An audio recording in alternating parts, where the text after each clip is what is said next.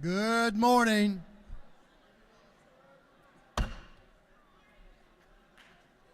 House will come to order.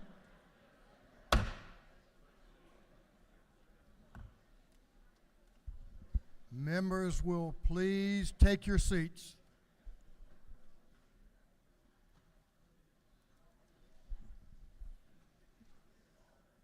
Members will please take your assigned seats.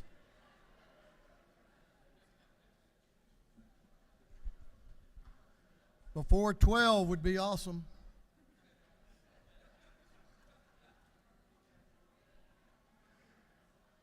The hour for convening having arrived, all members will please take their seats. Mr. Clerk, will you please ring the bell?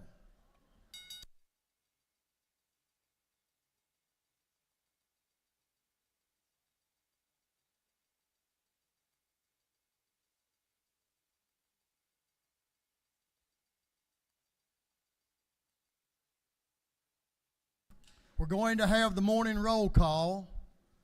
All members present will please vote green to signify their presence in the chamber, and the clerk will unlock the machines.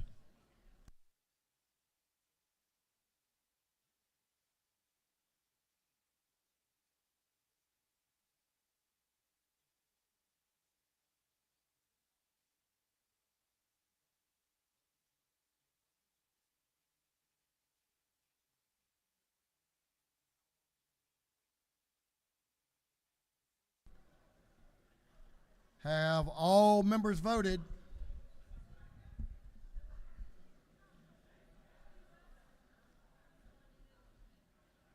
Have all members voted? Not quite. We got one.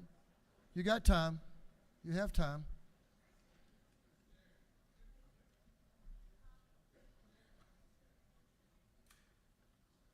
Thank you, Representative Cannon. Have all members voted? If so, the clerk will lock the machines. Doorkeepers will please lock the doors and keep them closed. As is our custom, we will begin our day with scripture reading and prayer by the chaplain, after which we will pledge allegiance to the flag of our country. Our chaplain this morning will be introduced by the lady from the 117th House District, Representative Lauren Daniel. Representative Daniel. Thank you, Mr. Speaker. Good morning, y'all. I came with lots of prepared remarks. Somebody told me brevity was best, but not in this case. I have lots of nice things to say, so buckle in and listen, please. I rise before you this morning to introduce to you somebody I consider a dear friend. Oddly enough, he's been coming as our chaplain of the day for over 30 years. That's older than I am, so there's a potential that he's been here more days than I have. But I hope that he does have something to offer to you today in the same way he's offered a lot to my life and my family's life. Dr. Benny Tate has many accolades. He leads thousands of people and oversees many, many ministries. But I actually brought with me a quote from one of his Sunday messages that I'd like to share. I take notes. To it. And it says, "The world views success by what you gain, but significance is measured by the impact your life has on other people." And I think this quote sums up who Pastor Benny is pretty well. And I have no doubt that heaven will be bigger because of his impact. It is my honor to introduce to you today my pastor, Dr. Benny Tate. Welcome. God bless you. God bless you. Good morning. It's great to be here. Thank you, Representative Daniel. After that introduction, I'm looking forward to hearing myself. Amen? She was very kind. I have been coming for better than 30 years. And I remember the first time I came, I was just as nervous as could be. Mr. Speaker, I was so nervous. I really was. And I kind of felt like that young preacher that got his first pastorate in the hills of Kentucky. And his first Sunday there, he was going to preach, and he preached on the dangers of tobacco. And after the service was over, the chairman of the deacons said, "We need to talk. Do you realize where you're at? You're in Kentucky. Tobacco's a cash crop here." He said, "Oh, I just wasn't aware." So the second Sunday he got up and he preached on the dangers of alcohol. And the chairman of the deacons said, "We need to talk. A lot of our people work at the Budweiser distribution plant." He said, "I just didn't know. I just didn't know." The third week, he got up and he preached on the dangers of gambling. And the chairman of the deacons said, "We need to talk. You've got to understand that we have a program here, and it pays for our children's education, and you just don't need to go there." And so the fourth week, he got up and he preached on the dangers of scuba diving in international waters. Amen.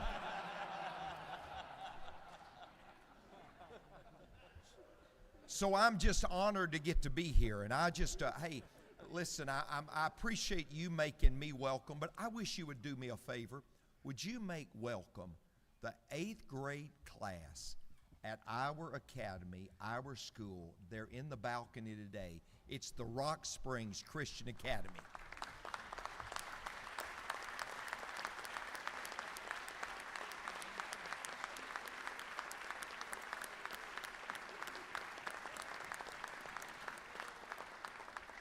Thank you. I want to share one verse of Scripture with you, and just I say to you what Elizabeth Taylor said to her 8th husband. I'm not going to keep you long. I'll be brief.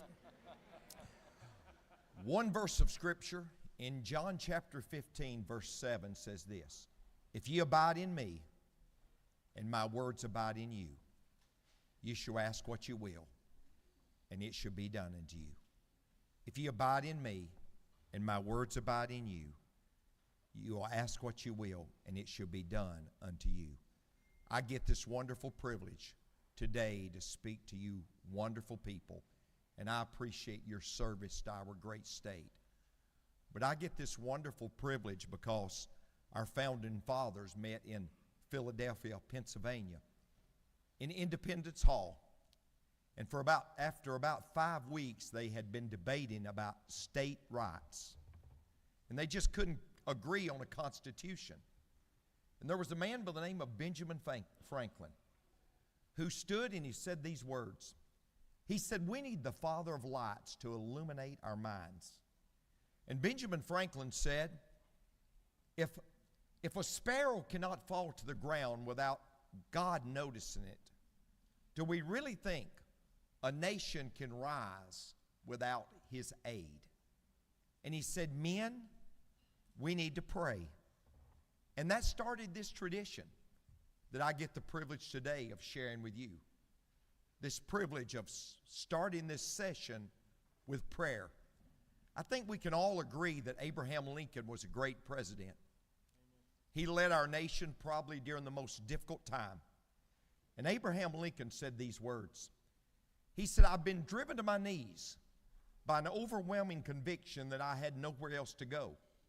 My wisdom and all about me seemed insufficient in the day.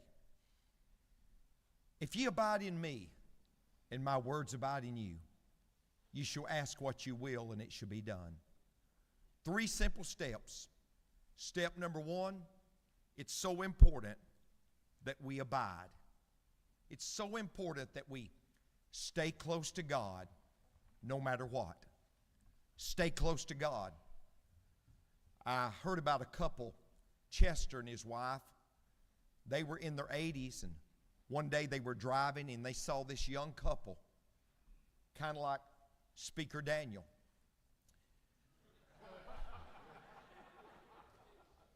Kind of like you and Zach.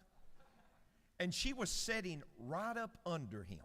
Right up under him. You couldn't tell if one person was driving the automobile or two. And that older couple in their 80s, she looked over at Chester, that was his name, and she said, "Chester, I remember when it used to be that way with us." Chester said, "I do too, and I haven't moved."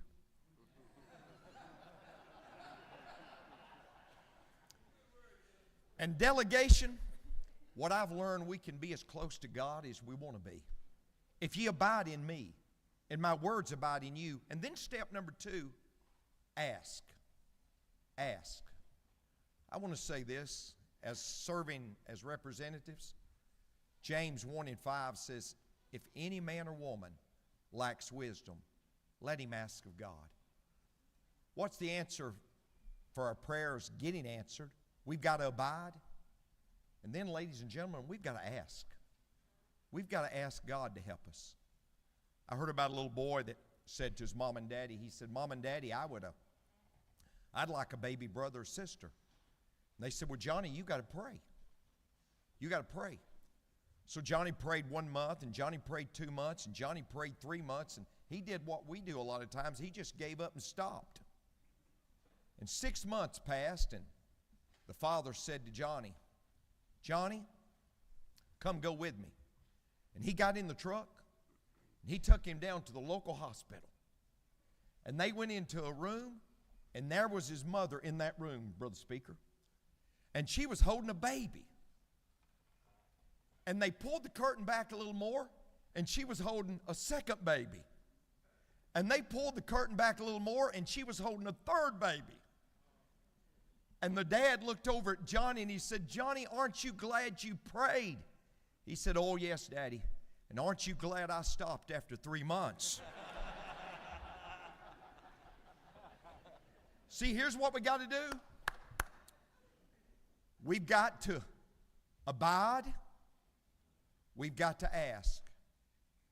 And then God will answer. Then God will answer.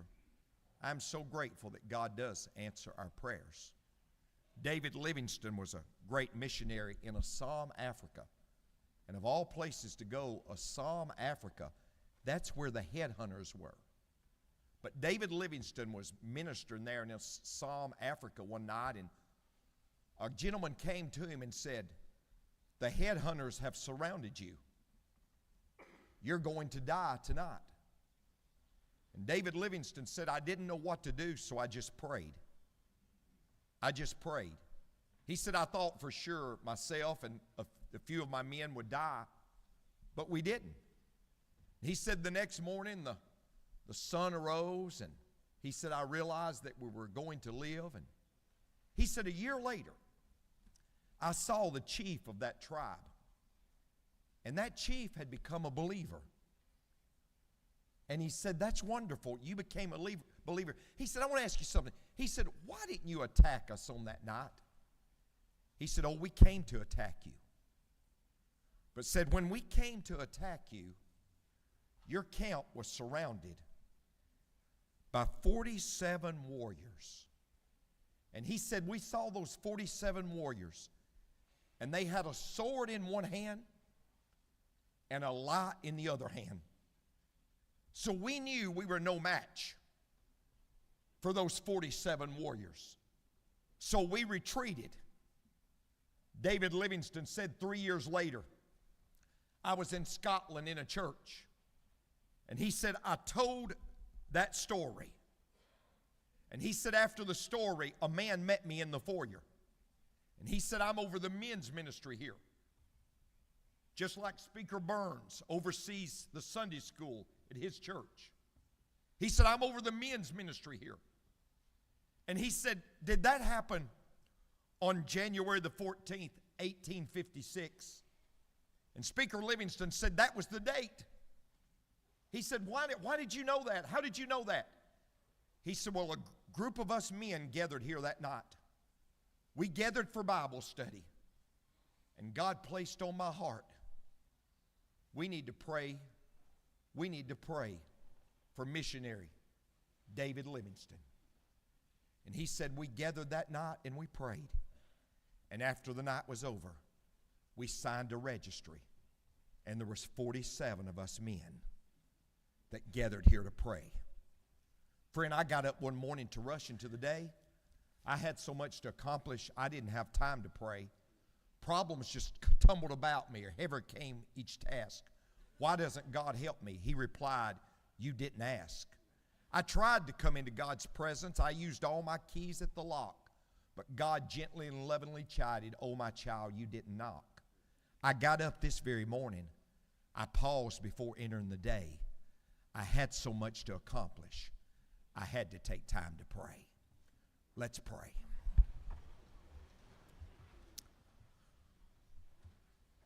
Lord, as I bow my head and my heart in your presence, I thank you for this day. I thank you for Speaker John Burns. I thank you for Representative Lauren Daniel. I thank you for the wonderful men and women that serve in this body. Lord, it's a sacrifice. They sacrifice their families. They sacrifice at a great cost for myself and fellow Georgians. So today, I just pray your blessing upon this body. I pray, God, that you would bless them and keep them. Make your face to shine upon them. Be gracious unto them. Lift your countenance upon them. Give them your peace. Would your grace and your strength rest upon their families? For we pray this prayer in the name above every name. That's the name of your Son, our Savior, Jesus, the Lamb of glory. Till you come, we pray. Amen. If you would indulge on me for 1 second before the pledge. George Washington said, we can't govern without God and the Bible. That's our first president, who, by the way, didn't believe in parties, but said because the problem is the time will come, people will put parties before people.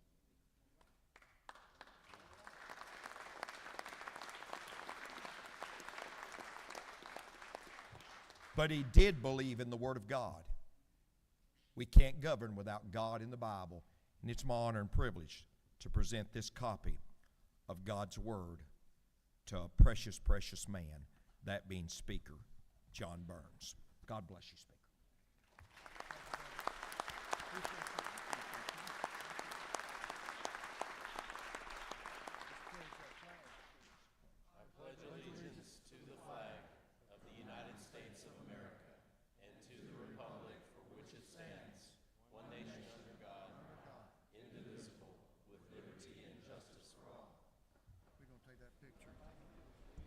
Thank you, members. Thank you, Dr. Tate.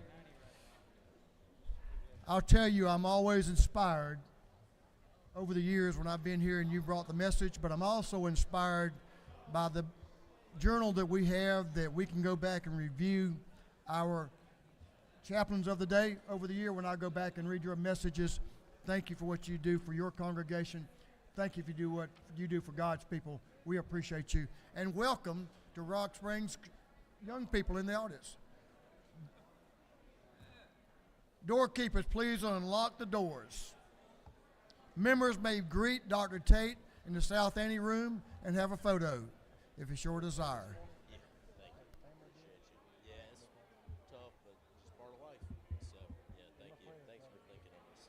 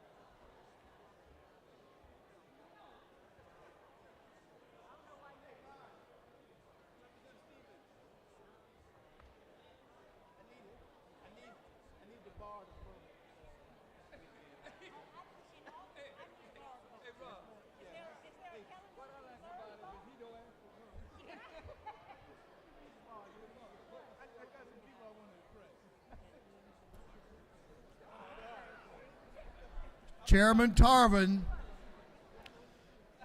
Chair recognizes Chairman Tarvin, the Chair of Committee on Information and Audits. Chairman Tarvin. Mr. Speaker, your Committee on Information and Audits has read the journal from the previous legislative day and found it to be correct. And on another note, you know, in this big world we live in, sometimes we think we're too small to make a difference.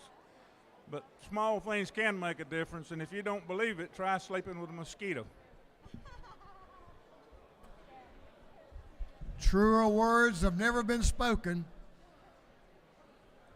You are an encyclopedia of true words. Thank you, Chairman Tarvin. Chairman Tarvin, the chair of the Committee of Information and Audits, reports that the journal of the previous legislative day has been read and found to be correct. Is there any objection to dispense with the reading of the journal?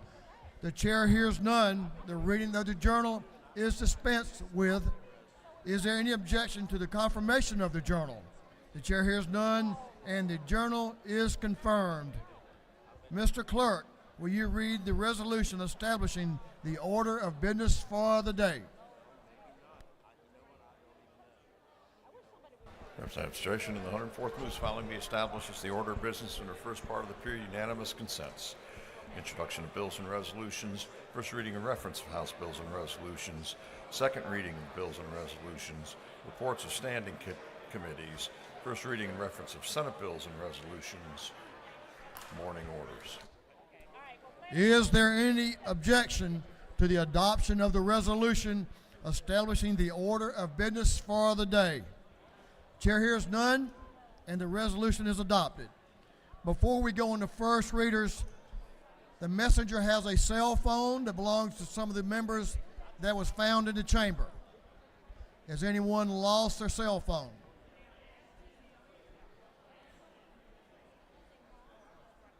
We'll hold on to it for a few minutes.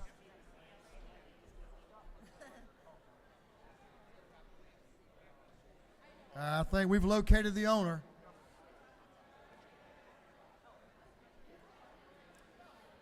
First readings of bills and resolutions. Ready, Mr. Clerk? Clerk will read. House Bill 383 by Representative Reeves and 99, Silcox the 53rd, Connor the 8th, Holcomb the 81st, and Evans the 57th. Bill be titled Act to amend Article 2, Chapter 5 of Title 16 of the Official Code of Georgia Ann Taylor relating to assault and battery. Judiciary non-civil. House Bill 384 by Representative Henderson, the 113th. The bill be titled Act to amend Code Section 3329, 3.2 of the Official Code of Georgia Ann Taylor relating to individual accident and sickness insurance coverage for mammograms. Insurance. House Bill 385 by Representative Thomas, the 21st, Bonner the 73rd, Jenkins the 136th, Clark the 100th, Prince the 132nd, and others. Bill be titled Act to amend Title 47 of the Official Code of Georgia Ann Taylor relating to retirement and pensions. Retirement. House Bill 386 by Representative Bazemore, the 69th, Beverly the 143rd, Jackson the 128th, Frazier the 126th, Bennett the 94th, and others.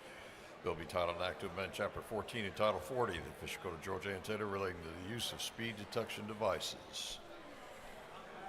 Motor vehicles. House Bill 387 by Representative Alexander the 66th, Mitchell the 88th, Fryer the 122nd, Roberts the 52nd, McLean the 109th, and others.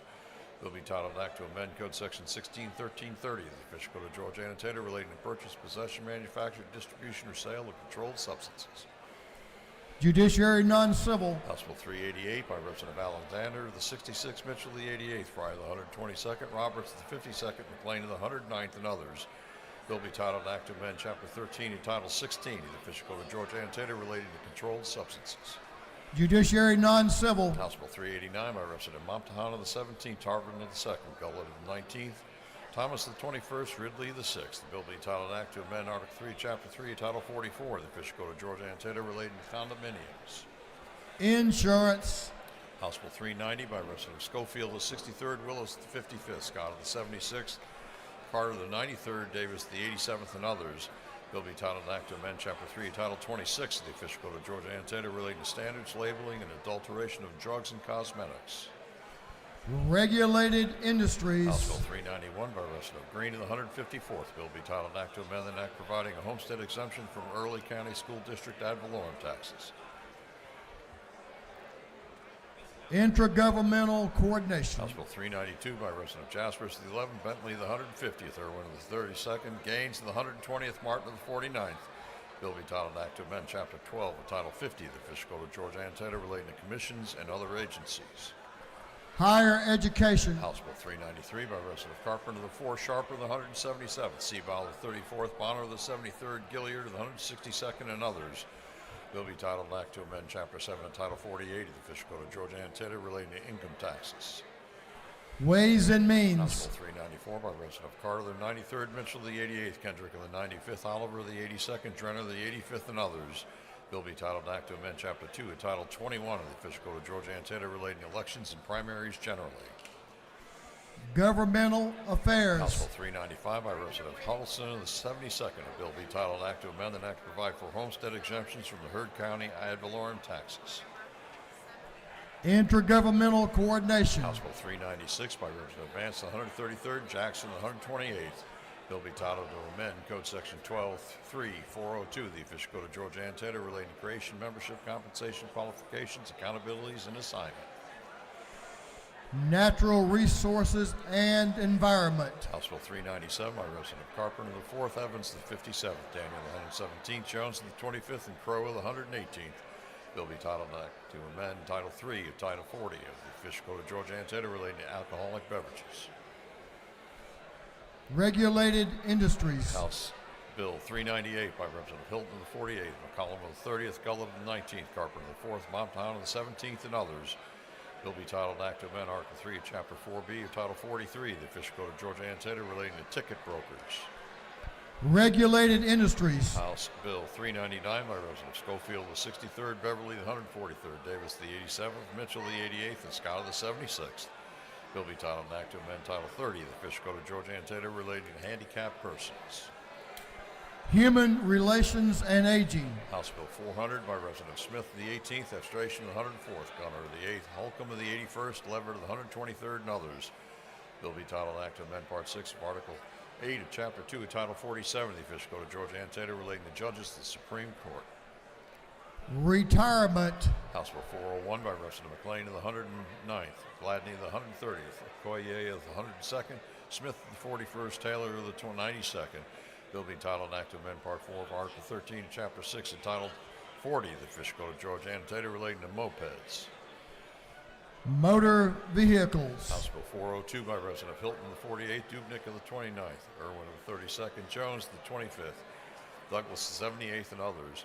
Bill be titled Act to amend Part 3 of Article 16 of Chapter 2 of Title 20 of the Official Code of Georgia Antietam relating to health of elementary and secondary school students. Education. House Bill 403 by Representative Jaspers of the 11th, Crowe of the 118th, Newton of the 27th, Powell of the 33rd, Wiedauer 121st, and others. Bill be titled Act to amend Chapter 7 of Title 48 of the Official Code of Georgia Antietam relating to income taxes. Ways and Means. House Bill 404 by Representative Carpenter of the 4th, Williamson of the 112th, Cooper of the 45th, Crawford of the 84th, Oliver of the 82nd, and others. Bill be titled Act to amend Chapter 7 of Title 44 of the Official Code of Georgia Antietam relating to landlord and tenant. Judiciary. House Bill 405 by Representative Crawford of the 84th, Mitchell of the 88th, Owl of the 50th, Scott of the 76th, Douglas of the 78th, and others. Bill be titled Act to amend Article 7, Chapter 4, Title 49 of the Official Code of Georgia Antietam relating to medical assistance generally. Public and Community Health. House Bill 406 by Representative Jaspers of the 11th, Powell of the 33rd, Corbett of the 174th, Thomas of the 21st, Parsons of the 44th, and others. Bill be titled Act to amend Article 2, Chapter 2 of Title 46 and Chapter 1 of Title 10 of the Official Code of Georgia Antietam relating to jurisdiction of and powers and duties of the Georgia Public Service Commission. Technology and Infrastructure Innovation. House Bill 407 by Representative Smith of the 18th, Wiedauer 121st, Franklin 160th, and Ullowitz of the 42nd, Hilton of the 48th. Bill be titled to amend Title 3 of the Official Code of Georgia Antietam relating to alcoholic beverages. Regulated Industries. House Bill 408 by Representative Williamson of the 112th and Blackman of the 146th. Bill be titled Act to amend Code Section 4883 of the Official Code of Georgia Antietam relating to exemptions from sales and use taxes. Ways and Means. House Bill 409 by Representative Daniel, the 117th, Burchetta, the 176th, Kelly, the 16th, Reeves of the 99th, Leverett of the 123rd, and others. Bill be titled Act to amend Chapter 80 of Title 36 of the Official Code of Georgia Antietam relating to general provisions applicable to counties, municipal corporations. Governmental Affairs. House Bill 410 by Representative Daniel, the 117th, Smith, the 138th, Corbett, the 174th, New of the 64th, and Dickey, the 145th. Bill be titled an act to amend Chapter 51 and Title 43 of the Official Code of Georgia and Territory relating to water and wastewater treatment plant operators.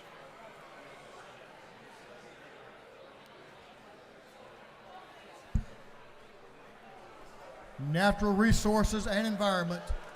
House Bill 411 by Representative Bazemore of the 69th, Beverly the 143rd, Parker the 107th, McLean of the 109th, and Carter the 93rd. Bill be titled an act to amend Chapter 1 and Title 34 of the Official Code of Georgia and Territory relating to general provisions of labor and industrial relations. Industry and Labor. House Bill 412 by Representative Williamson of the 112th and Blackman of the 146th. Bill be titled an act to amend Chapter 7 and Title 48 of the Official Code of Georgia and Territory relating to income taxes. Ways and House Means. Bill 413 by Representative Williams, the 148th, Meeks, the 178th, Rhodes, the 124th, Dickey, the 145th, Blackman, the 146th, and others. Bill be titled an act to amend Code Section 33-125 of the Official Code of Georgia and Territory related to the Georgia Agribusiness and Rural Jobs Act. Ways and Means. House Bill 414 by Representative Blackman of the 146th, Hatchett of the 155th, Williams on the 68th, and Oliver the 82nd. Bill be titled an act to amend Chapter 1 and Title 37 of the Official Code of Georgia and Territory relating to governing and regulation of mental health. Health. House Bill 415 by Representative Silcox of the 53rd, Martin of the 49th. Bill be titled an act to amend Article 2, Chapter 8 of Title 48 of the Official Code of Georgia and Territory relating to joint county and municipal sales and use tax. Ways and Means. House Mr. Clerk, if you'll suspend just for a second.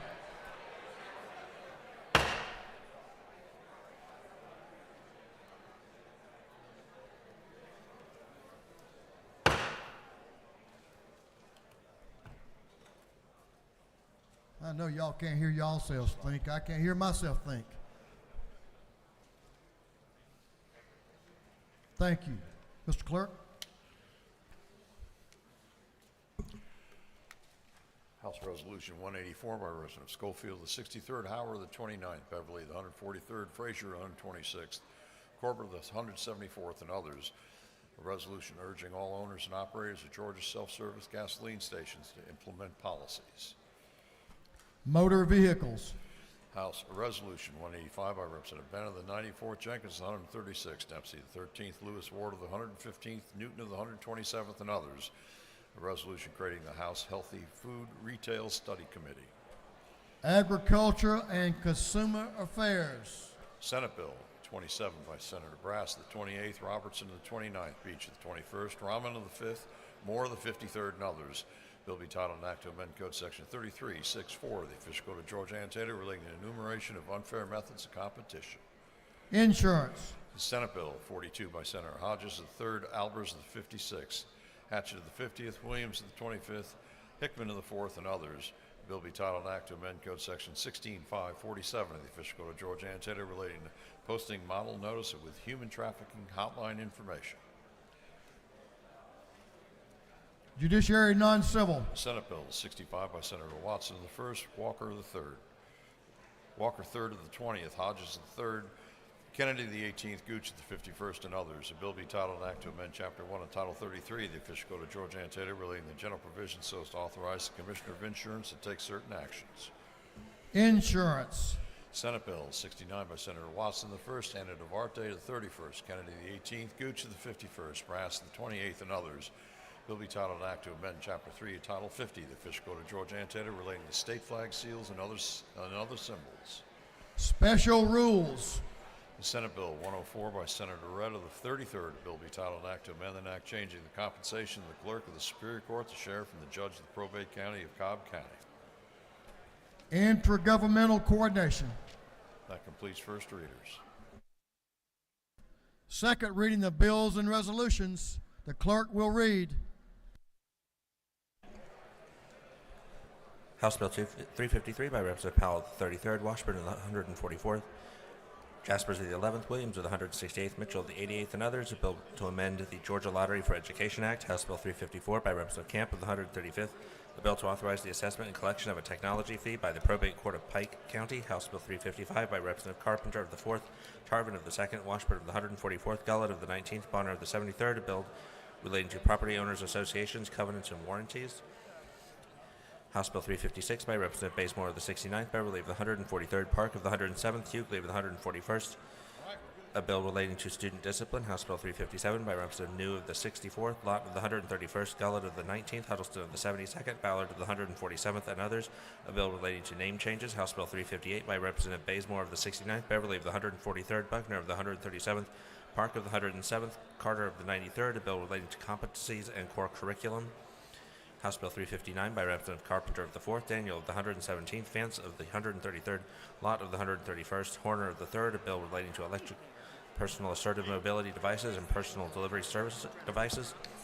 House Bill 360 by Representative Kennard of the 101st, Reeves of the 99th, Roman of the 97th, Parsons of the 44th, Mogul of the 105th, and others. A bill relating to holidays and observances. House Bill 361 by Representative Jackson of the 128th, Smith of the 18th, Williams of the 168th, Gilliard of the 162nd, Collins of the 71st, and others. A bill relating to law enforcement officers and agencies. House Bill 362 by Representative Mathiak of the 74th, Gunter of the 8th, Green of the 154th, Earhart of the 36th, Taylor of the 173rd. A bill relating to insurance generally. House Bill 363 by Representative LaHood of the 175th, Parrish of the 158th, Williams of the 148th, Jackson of the 128th, Burchett of the 176th, and others. A bill relating to eligibility to receive tax credits. House Bill 364 by Representative Holcomb of the 81st, Houston of the 170th, Buckner of the 137th, Hughley of the 141st, Werkheiser of the 157th. A bill relating to the Claims Advisory Board. House Bill 365 by Representative Holcomb of the 81st, Stevens of the 164th, and Nilowitz of the 42nd, Hughley of the 141st, Harris of the 142nd. A bill relating to searches and seizures, House Bill 366 by Representative Scott of the 76th, and Davis of the 87th. A bill relating to duties of the Administrative Office of the Courts, Dangerous Instrumentalities and Practices, Department of Public Safety. House Bill 367 by Representative Scott of the 76th and Davis of the 87th. A bill relating to grants and educational programs under the Quality Basic Education Act. House Bill 368 by Representative Irwin of the 32nd, Anderson of the 10th, Gunter of the 8th, Fleming of the 125th, Smith of the 18th. A bill relating to general provisions regarding superior courts. House Bill 369 by Representative Carpenter of the 4th and Lott of the 131st. A bill relating to motor vehicles and traffic. House Bill 370 by Representative Petrie of the 166th, Deloche of the 167th, Sains of the 180th, Stevens of the 164th, Williams of the 168th. A bill relating to Quiatemet. House Bill 371 by Representative Jenner of the 85th. A bill relating to annexation of local Act of the General Assembly. House Bill 372 by Representative Bennett of the 94th, Bonner of the 73rd, Holcomb of the 81st, Williams of the 168th, Hitchens of the 161st, and others. A bill relating to imposition rate computation exemptions from state income taxes. House Bill 373 by Representative Jones of the 60th. A bill relating to holidays and observances. House Bill 374 by Representative Thomas of the 21st, Jaspers of the 11th, Anderson of the 10th, Carson of the 46th, Wilkerson of the 38th, and others. A bill relating to municipal annexation of territory. House Bill 375 by Representative Leverett of the 123rd and Scoggins of the 14th. A bill relating to authority of covenanter and cooperation of guardian and other interested parties. House Bill 376 by Representative Holcomb of the 81st, Kennard of the 101st, Draper of the 90th, Lallier of the 59th, and Roman of the 97th. A bill relating to penal institutions. House Bill 377 by Representative Ballard of the 147th, Blackman of the 146th, Bonner of the 73rd, Burchett of the 176th, New of the 64th, and others. A bill relating to expedited license by endorsement of spouses or active transitioning members of the armed forces. House Bill 378 by Representative Hutchinson of the 106th, Cooper of the 45th, Dempsey of the 13th, Oliver of the 82nd, Owl of the 50th, and others. A bill relating to coverage for autism. House Bill 379 by Representative Gierta of the 152nd, Corbett of the 174th, Cannon of the 172nd, Jaspers of the 11th, Franklin of the 160th. A bill relating to secondary metal recyclers. House Bill 380 by Representative Wiedauer of the 121st, Martin of the 49th, Evans of the 57th, McDonald of the 26th, Williams of the 168th, and others. A bill relating to state government. House Bill 381 by Representative Nulowitz of the 42nd, Smith of the 18th, Holcomb of the 81st, Leverett of the 123rd, Oliver of the 82nd, and others. A bill relating to sexual harassment in government workplaces. House Bill 382 by Representative Anulowitz of the 42nd, Smith of the 18th, Leverett of the 123rd, Holcomb of the 81st, Evans of the 57th, and others. Bill relating to privileges. House Resolution 167 by Representative Bernal of the 77th, Scott of the 76th, Neal of the 79th, Hawley of the 116th. Resolution recognizing Chief Jeffrey E. Turner and dedicating a road in his honor. House Resolution 168 by Representative Hawley of the 116th, Evans of the 57th, Oliver of the 82nd, Hutchinson of the 106th, Stoner of the 40th, and others. A resolution urging members of the Georgia Employment First Council to develop recommendations on how best to transition current use of sub-minimum wage practices to competitive integrated employment Options for People with Developmental Disabilities, House Resolution 169 by Representative Drenner of the 85th. Resolution creating a House Study Committee on Water Customer Rights. Senate Bill 21 by Senator Kirkpatrick of the 32nd, Duggan of the 30th, Walker of the 3rd of the 20th, Gann of the 47th, Hillary of the 19th, and others. A bill relating to creation of Georgia Veterans Service Foundation, purpose, operation, and reporting. Senate Bill 44 by Senator Hatchett of the 50th, Kennedy of the 18th, Gooch of the 51st, Robertson of the 29th, Anderson of the 24th, and others. A bill relating to crimes and offenses. Senate Bill 60 by Senator Hatchett of the 50th, Gann of the 47th, Albers of the 56th, Robertson of the 29th, Kennedy of the 18th, and others. A bill relating to secondary metal recyclers. 3 second readers.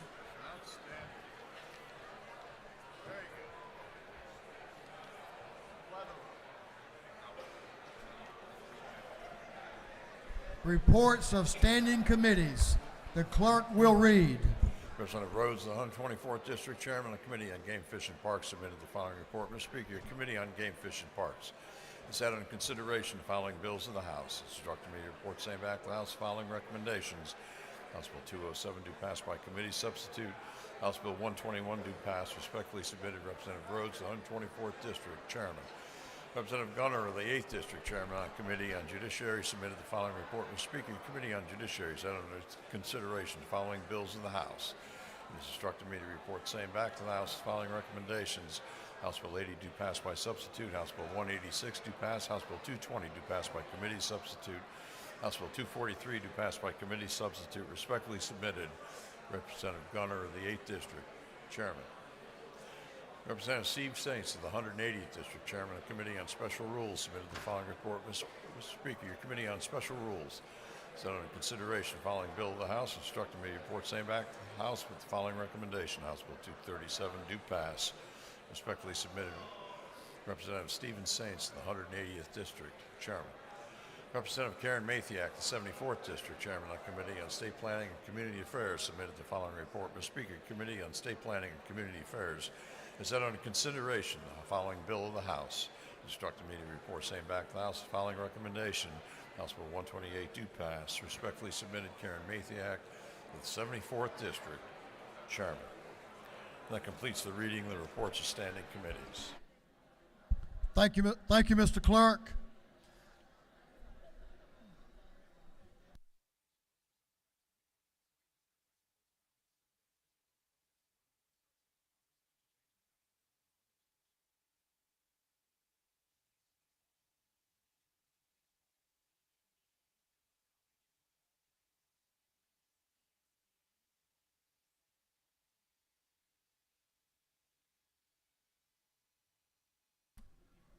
I needed a break. I know y'all did too. Y'all been talking a bunch this morning. Just telling you. We're going to move on to morning orders. Now, ladies and gentlemen, members of the House, we need a little cooperation with your fellow man here this morning. We have about 20 or 30 morning orders, and we have 10 minutes to get them done. So I'm going to ask y'all to be very brief, but address whatever you need to address. Be considerate. Let's move on with morning orders. If you have a morning order, please come on down front. We're going to start with Chairman Chokus for a morning order. Chairman Chokus is recognized for a morning order. Clock is running. Let's move on to Chairman Green. Chairman Green, I see you're available. Chairman Green is recognized for a morning order. Good morning, ladies and gentlemen. Yep, we've got a lot of people that are wearing the green today, and we welcome you to Senior Week 2023 at your state capitol. Every February, the Coalition of Advocates for Georgia's Elderly hosts Senior Week, and that's what we're doing this morning. The Georgia Council on Aging was created in 1977 by the Georgia legislature, and the council has 20 members, and the Coalition of Advocates for Georgia's Elderly was begun and is led by the Georgia Council on Aging. Mr. Speaker and members, in the balcony we have representatives up there that are wearing the green scarf. Someone thought I was being Irish this morning but this is for for seniors up there. Please stand and be recognized by the House of Representatives.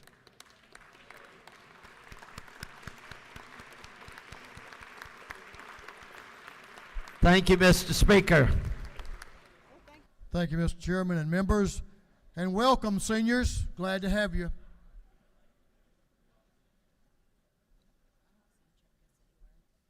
Representative Sampson is recognized for a morning order. Thank you, Mr. Speaker. Good morning, colleagues. I rise this morning to let you know that the Westover High School Patriots are in the house this morning with their teacher, Miss Lorraine Montague. So if y'all don't mind, would you please stand and give them a warm welcome to the People's House.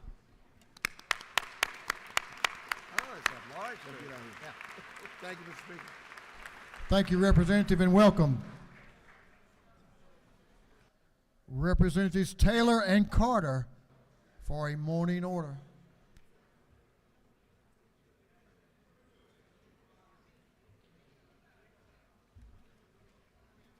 Good morning. Thank you, Speaker Burns. Mr. Speaker.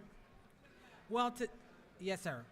Today, we have a group of young folk with us from Rockdale County, District 93 in particular. So they are, they are here and they are part of the Family Career Community Leaders of America. Their advisor is Mr. Douglas Youngblood. Their president is Joseph Carter, and their vice president is Isabel Powell. So if you all would stand in the gallery, and if the members would welcome the young people from Rockdale County. Thank you. Will you do what? Thank you, Mr. Speaker. Thank you and welcome. Representative Holland and Roberts, you're on deck. Representative Maynard is recognized for a morning order. Thank you, Speaker. Good morning. I would like to recognize the students from Emory University School of Medicine, as well as Georgia State School of Nursing, and they are Sarabi Barawe, Berrywool, Rebecca Hong, and Happiness Noble Zuzu. If you guys could please stand, and if we can give them a welcome.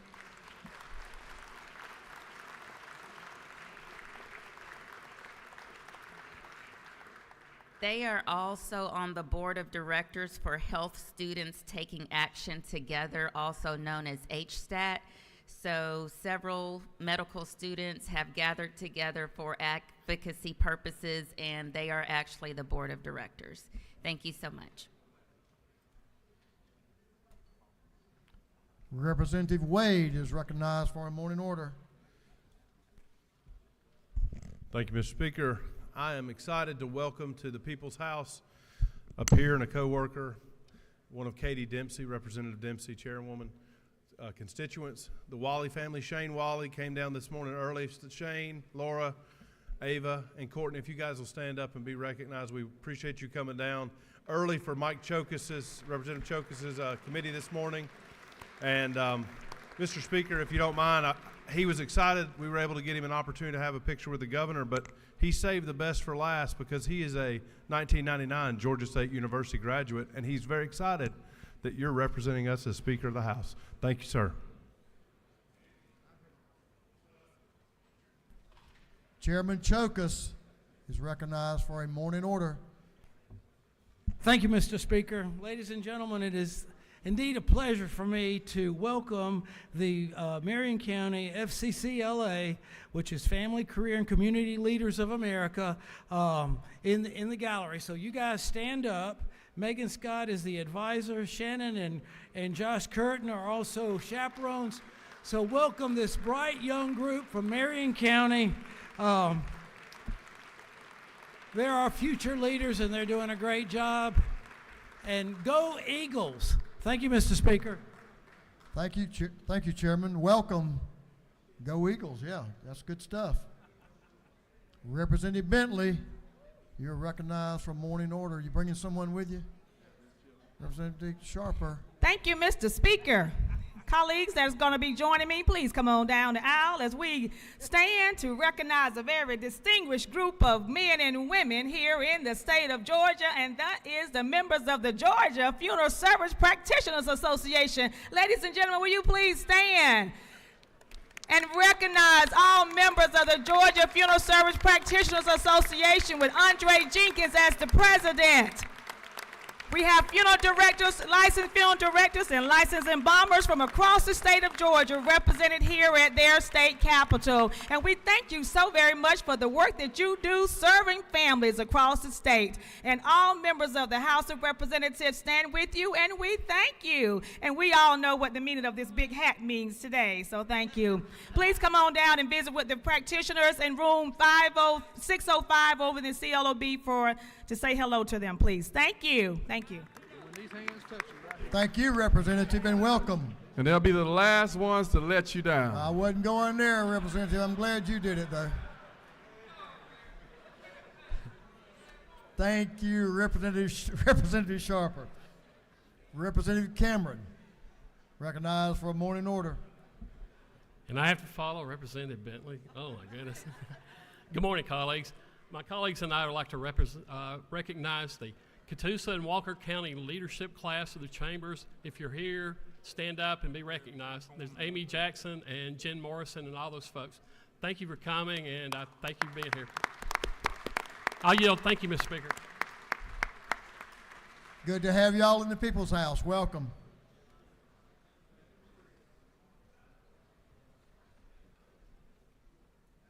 Okay, Representative Ballard, Blackman, Dickey, and Noel Williams are recognized for a morning order. Representative Ballard. Thank you, Mr. Speaker. We have some groups here, and I think they might have popped out, but we have Houston County Schools FCCLA groups here today, and we're so excited that they are here with us. Thank you.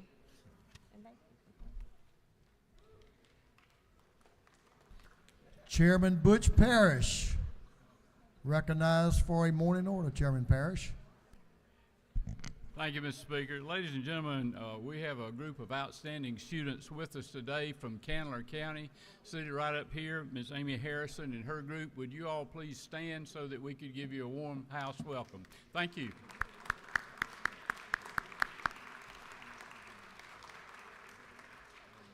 Did you say things were better and better? Better and better. Welcome, Candler County and Metter. Good to have y'all. Chair Lady Camp, recognized for a morning order, and she's bringing along, Chairman David Knight. Thank you so much, Mr. Speaker and House members. I'm excited that Youth Leadership Upson is up in the gallery. They're here today. We've been trying to organize this for a while. They're the future leaders. I feel like someone might be taking my spot from that group one day. So if you'll stand and recognize them, please.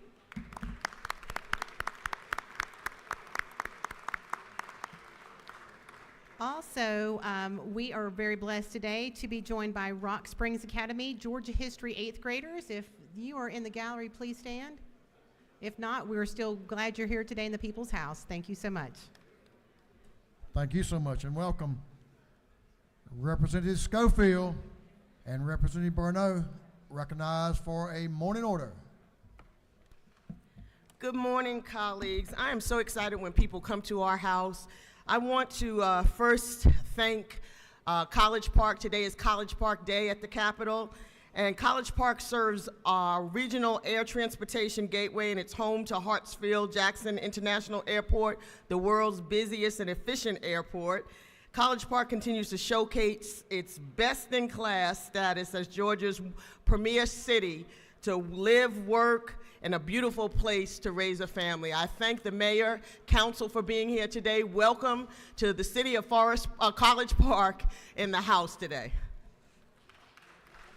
Absolutely great. Live, work. Hey, that's good. I like that. It's a good morning order. Representative Sharper is recognized for a morning order, and you have friends. Yes. Representative Franklin and Chairman Parrish. Thank you, Mr. Speaker. Today we have some very, very bright students from Georgia Southern University. Y'all can stand up, and also Valdosta State University. Y'all give them a big hand, the SGA program, some of your brightest students, and we see you guys with a great future. Thank you so much. VSU and GSU, good crowd. Thank y'all for being here. Welcome to your capital. Well, that completes our morning orders. Now we're going to recognize the Doctor of the Day and Representative Billy Mitchell of the 88th House District. Representative Mitchell.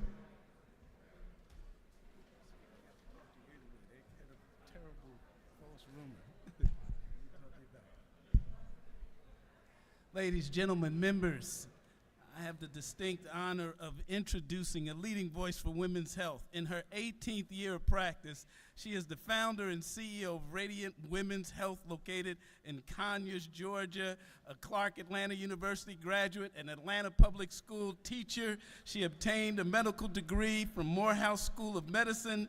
Oh, her fervor for women's health has taken her to the FDA, to in front of Congress. She has held many leadership roles, including department chairman at DeKalb Medical Center, as well as being the second vice president of Georgia State Medical Association. Oh, she's fluent in American Sign Language. She serves as a church interpreter for the deaf. Please, and she's also a member of the distinguished sorority called Kappa Alpha Sorority Incorporated, and we have some distinguished members here. I understand she's also the personal physician of Representative Doreen Carter. Please help me welcome Dr. Julian Adams Burt. Thank you. Thank you. Thank you for having me. Hopefully, if I see you today, it's just because you want to say hello. My few remarks are this. Do good for yourselves. Okay? Walk a little bit more. Drink a little bit more water. If your doctor puts you on blood pressure medication, take it. Check your blood sugars. If that's what you are ordered to do, we're asking you to do these things, what? For your health. You guys do so much for our communities. We appreciate you, but you're no good if you're not here. So take care of yourselves. Thank you again. Wonderful. We're going to take a photo. We're going to put you.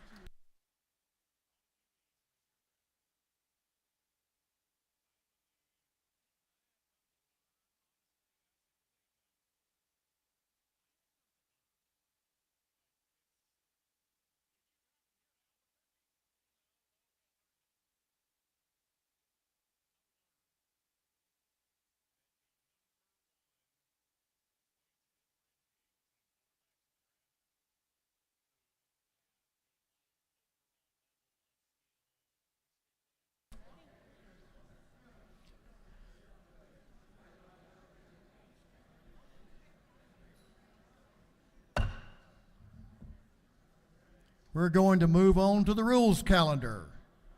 Clerk, Mr. Clerk, will you read the caption to HB 132?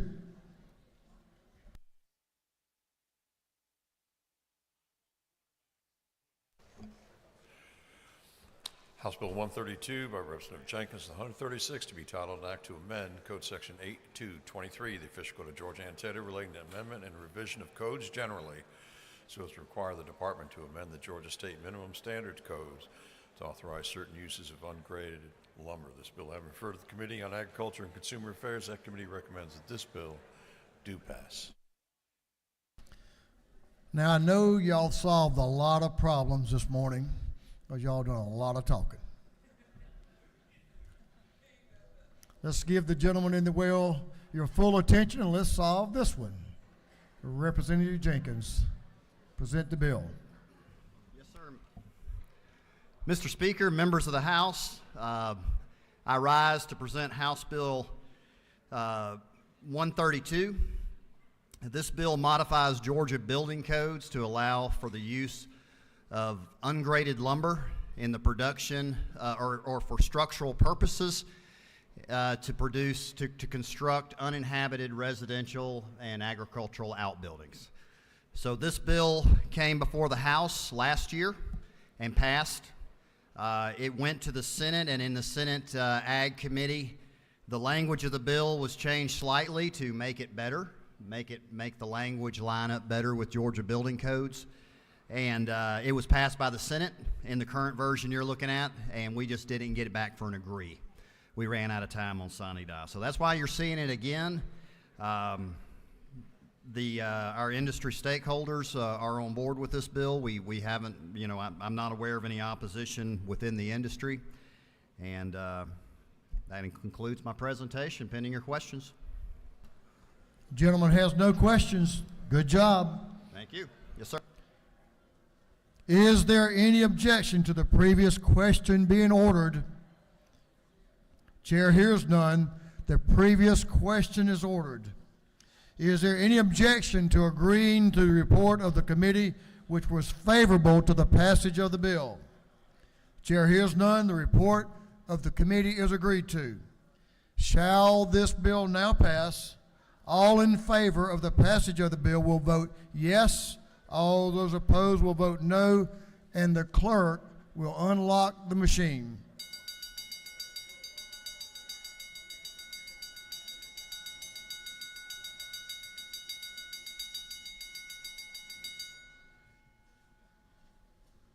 Have all members voted?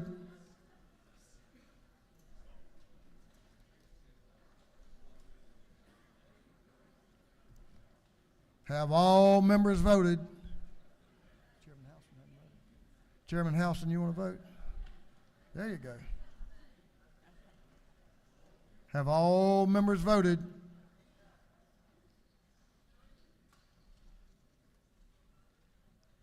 If so, the clerk will lock the machine.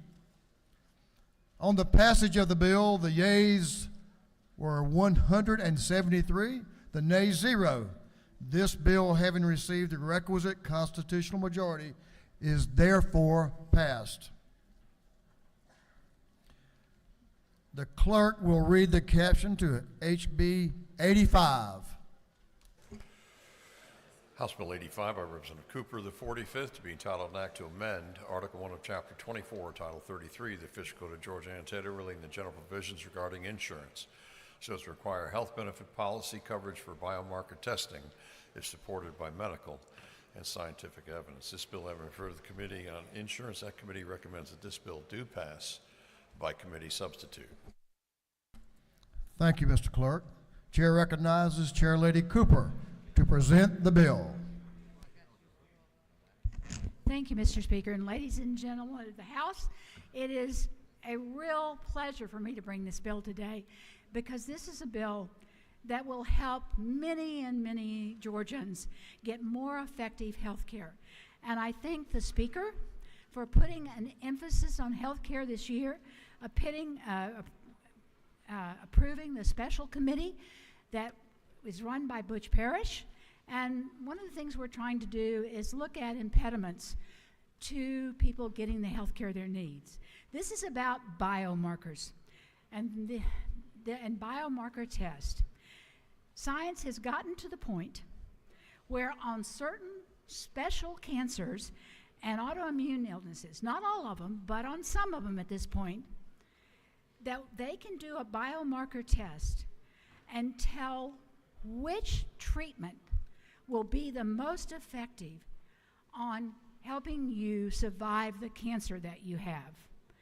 This is a cost-saving measure, and it is certainly a cost-saving as far as the detrimental and the harsh treatments that have been used before on cancer patients especially.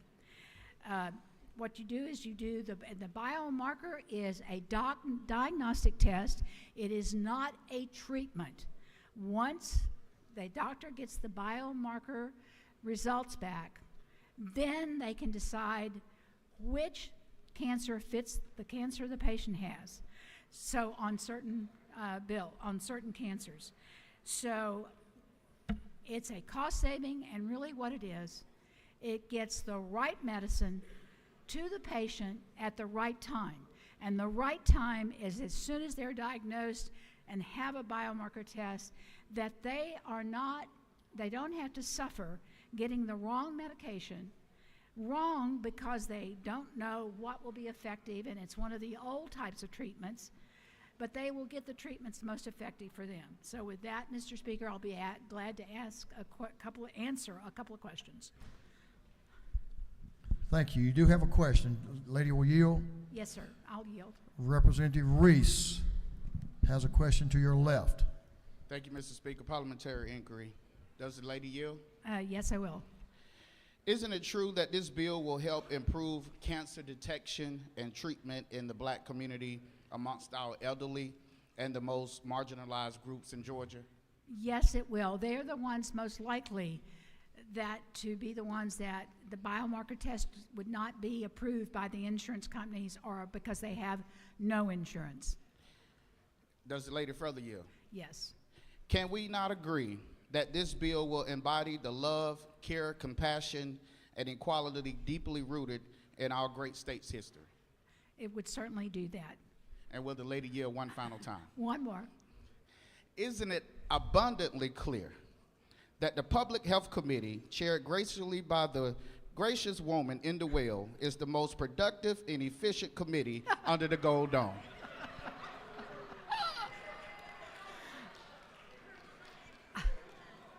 Okay. I would certainly agree with the member that it is one of the very best and certainly one of the ones that is trying to provide the best health care for Georgians. Thank you. Representative Reese, you read that exactly like she wrote it, I'm sure. Exactly. The lady yield for one more question. I'll yield for one more, Mr. Speaker. Chair Lady Silcox in the back. Do you yield? I yield. Isn't it true, Chairman Cooper, that this will also improve the outcomes and anguish for parents of children suffering from cancer in our state? It certainly will if they have one of the cancers that has multiple treatment options. It would keep them from having to try something that is not specific to their cancer, get the treatments, have the treatment fail, elongate the process, and possibly lead them to further harm from the cancer by its spreading or even death when they would be by using the biomarkers, the doctor would know immediately if there was one specific medicine that would begin to help them from the very start of treatment. Thank you for bringing the bill. Thank you very much. The lady will yield for one more question. One more. One more, Mr. Speaker. The lady from the 113th, Representative Henderson, to your left, has a question. Thank you, Mr. Speaker. Will the gentlelady yield? I'll yield. Wouldn't this bill help many, many women from children up to adults, male and female, live a cancer-free life? It certainly would make that possibility, it's more likely to make that a possibility. Thank you. Thank you, and with that, I ask for your favorable vote on this bill, and with that, I yield the well, Mr. Speaker. Thank you for your presentation, and thank you, members, for those questions. Is there any objection to the previous question being ordered? Chair hears none. The previous question is ordered. Is there any objection to adopting the committee's substitute? Chair hears none. The committee's substitute is adopted. Is there any objection to agreeing to the report of the committee, which was favorable to the passage of the bill? Chair hears none. The report of the committee is agreed to. Shall this bill now pass? All in favor of the passage of the bill will vote yes. All those opposed will vote no. And Mr. Clerk, please unlock the machine.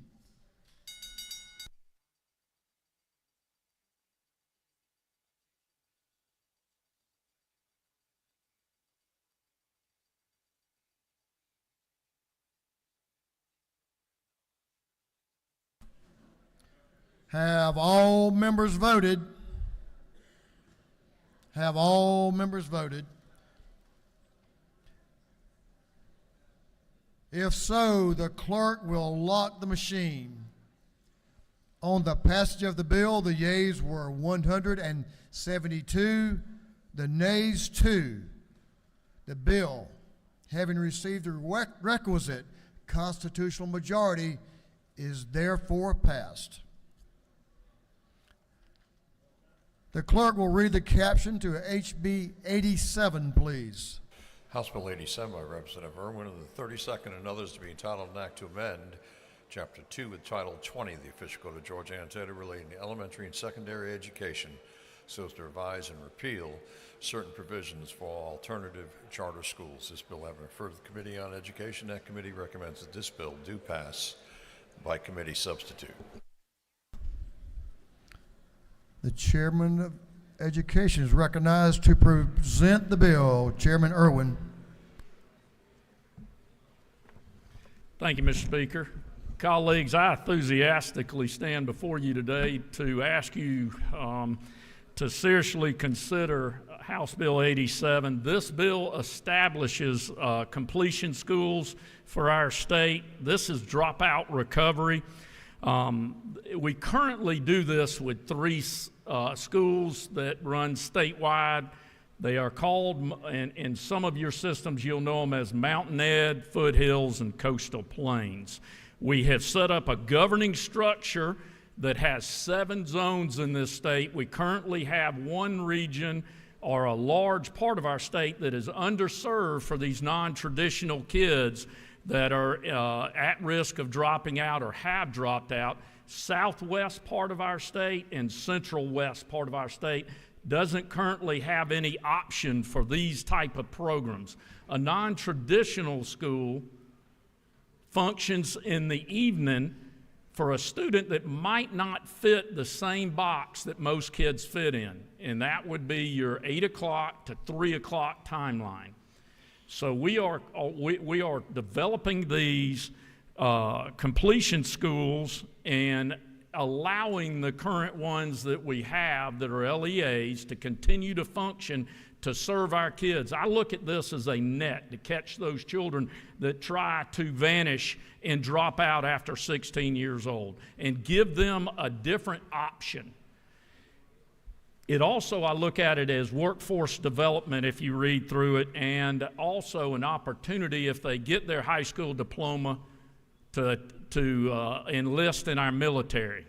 As many of you are aware that if you don't have your high school diploma, you cannot enlist into our military. With that, in this bill, colleagues, there's quite a bit, but Mr. Speaker, I will yield for questions.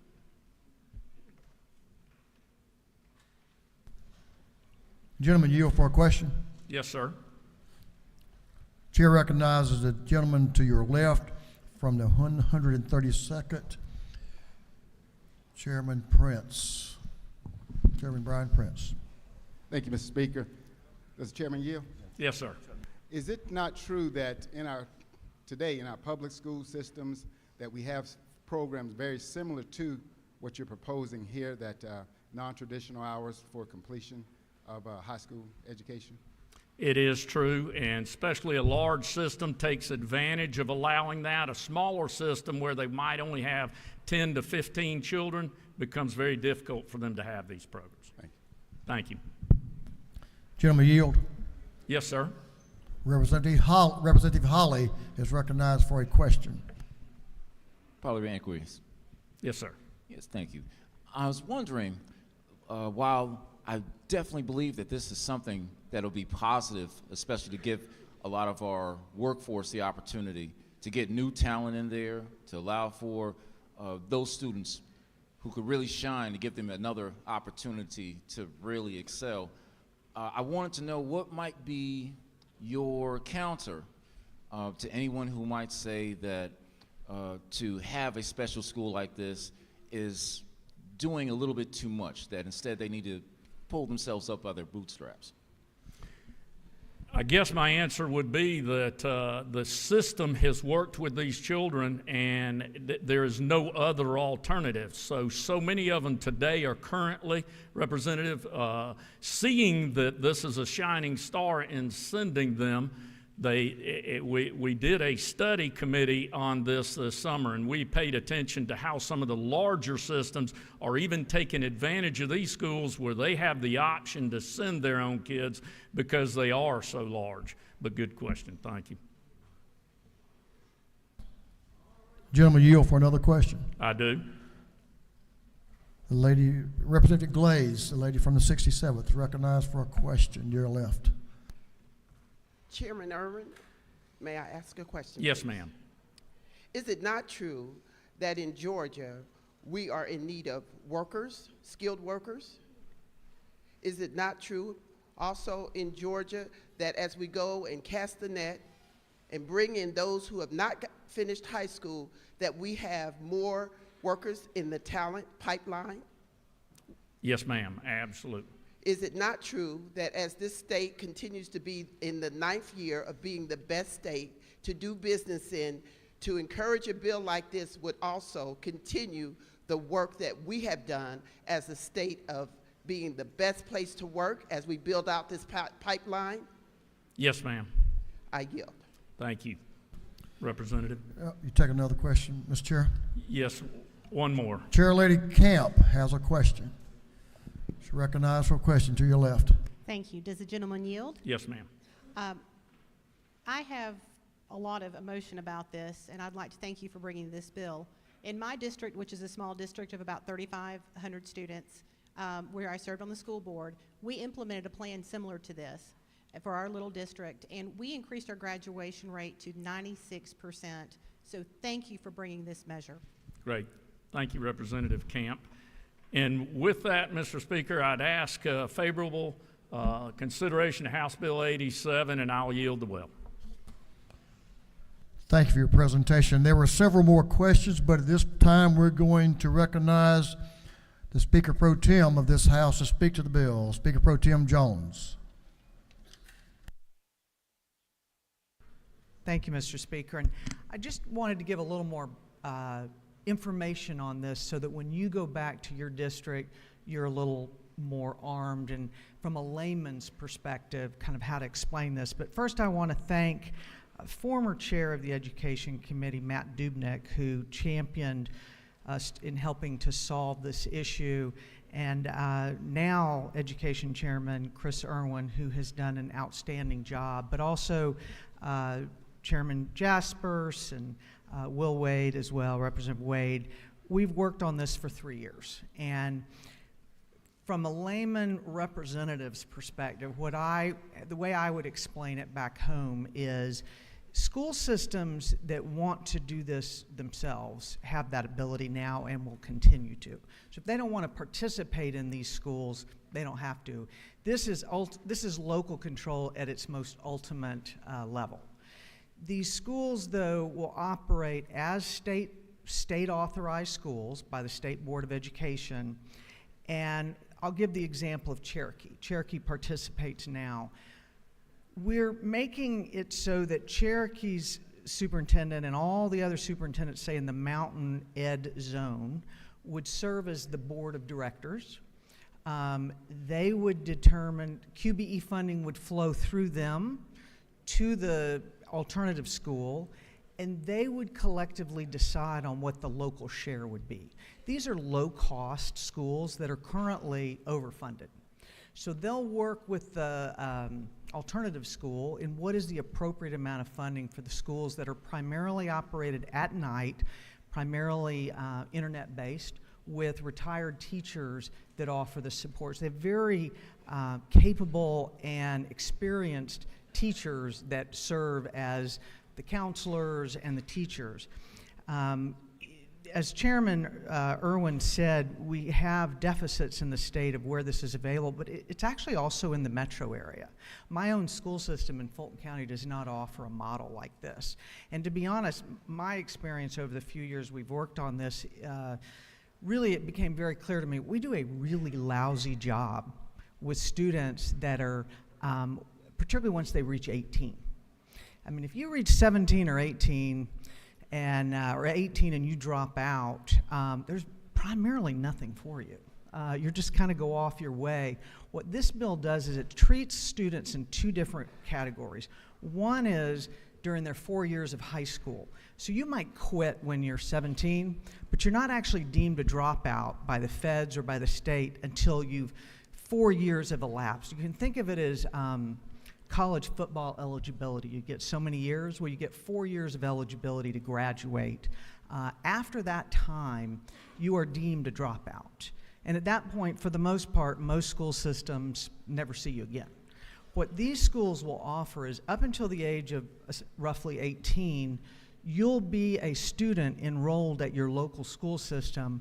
You will have the opportunity to receive your services at this school. So it is financially responsible because it will be funded the way we fund schools now, through a combination of state funding and local funding. The three that we have now are fully funded at the state level, and to be perfectly honest, if we keep that model, those of you who don't have this model will never get it because it'll be too expensive to replicate and to sustain it. So we tried to come up with a model that was replicable, sustainable, and accountable. And, but once you reach the age of 18, you could directly go and enroll in one of these schools until the age of 22. So you'd have 4 years that you could take accelerated classes to get your high school degree. You could work during the day, you could work some nights, but it's on a sort of go-as-you-learn pace. We have nothing like this other than those three in the state now, by and large. And so in my opinion, I think it may be the most significant education bill we passed this year because it will provide school choice to those in another option. I won't use a loaded word. Another option for students that are either behind on their credits, at risk of dropping out, or who have already dropped out. And they will, I'm excited about this. We've worked with superintendents all over the state, and for the most part, the superintendents are excited because they will be at the table helping determine sort of the curriculum and how these will operate to serve their region. And it is a regional model which I think will best make sure that it works for that area of the state. And with that, Mr. Speaker, I will answer any questions if there are any. Thank you. I know the lady knows of what she speaks when it comes to education, so thank you for that. Chair recognizes the lady from the 77th, Representative Bernal, for a question to your left. Thank you. Does the lady yield? Yes, I do. I think that the idea or the concept, it sounds really good. My question is, though, if most of those students that will come to you are students who have had problems in school, and so if the only teacher they have is on the computer, will they have any in-person help? Because they'll have different learning disabilities to help them. Yeah, they do have teachers there. So it's internet-based in the sense that it's go at your own pace, because students may come in and out of this. So, they may come here to get credit recovery and then go back to their school. They may come because they don't fit in at their school, and or maybe they need to work to support their family. So it has an internet-based element from the curriculum, but they definitely have on-site teachers. And they primarily teach in high schools that are already in place at night or underutilized facilities. But there are teachers and counselors as well. And just one more question. Will their school district get the credit for them graduating, for their graduation rate? So that was an element that was very important to me and to, to all of us on the study committee, frankly, that you want the accountability for the graduation and the test scores up until age 18 to go back to the home school so that the incentives are in the right place. What you don't want is it to, in any way, shape, or form, be able to be a dumping ground where you send students because all of a sudden your graduation rate goes up, because you send the very kids that might drop out away. You wanted it to track back, and in this version, it absolutely does. Thank you. Lady yield for another question. Yes, Mr. Speaker.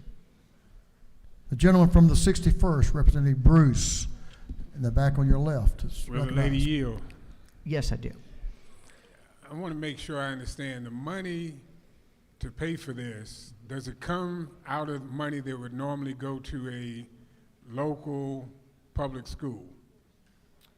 So the QBE, the state funding formula, a student, say from South Fulton, one of the schools down there where you live, the student would earn whatever they would earn from QBE.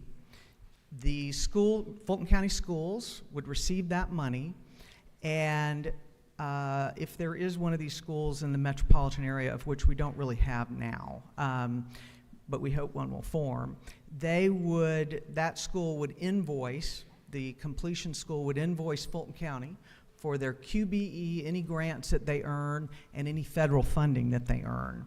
And then the superintendents that form the board of that special school would get together with the special school to determine what the local funding that they would have already spent on the student anyway back at the home school would then also flow to the special school.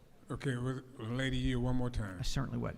So if, I thought I heard you say that the student could go back and forth between their home school and this alternative school, but the money doesn't go back and forth. Is that correct? Well, the money, in a way, it would, because, for example, if we have 2 student counts a year in the fall and in the spring. So if the student was at the alternative or the completion school in the fall, their QBE and federal funding would flow to, whatever the school was, Milton High School.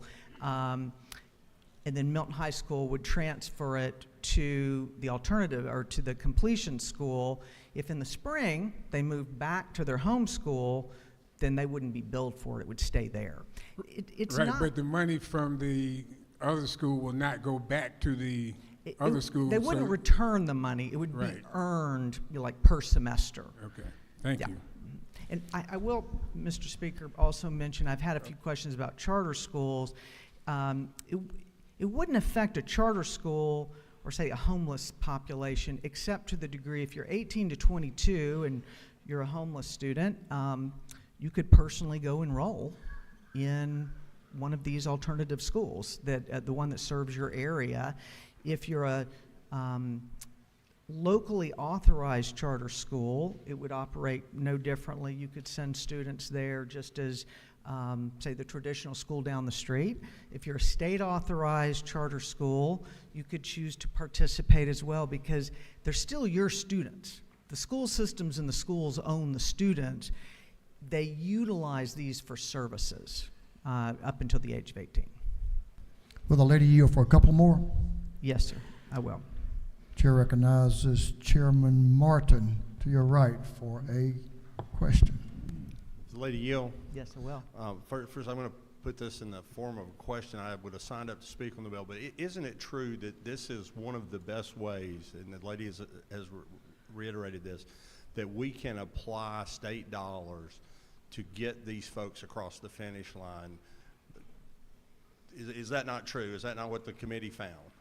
I believe it's true, and we did it in a financially responsible way, but with the priority that we owe students up until the age of 22 by federal law to offer them services to help them graduate. And isn't it also true that this body, along with former Senator Tippins, passed an addition to this for that same population in our technical colleges, another opportunity? So it's again our commitment to honor that constitutional obligation of these individuals first before we go anyplace else. I believe that's true. Thank you. Just a couple more, Madam Pro Tem. Okay. Let's take one from the lady from the 52nd right in front of you, Representative Roberts. Thank you, Mr. Speaker. Will the lady yield? Certainly. This program sounds fantastic. I have a family member who we are trying to just get her through the finish line due to all kinds of issues, learning, and my question is, how do we encourage our school districts to embrace this new program?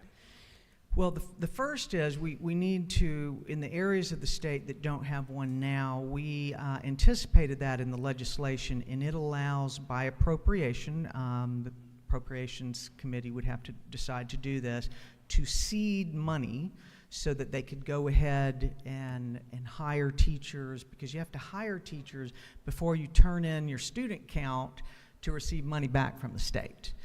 You have to rent facilities, hire people. And so our desire is certainly that there would eventually be at least 7 of these. And then the superintendents are a pretty tight group, is what I've found through Chairman Irwin. And they're very aware of this. There are superintendents now in Southwest Georgia that have already indicated support in trying to form one of these.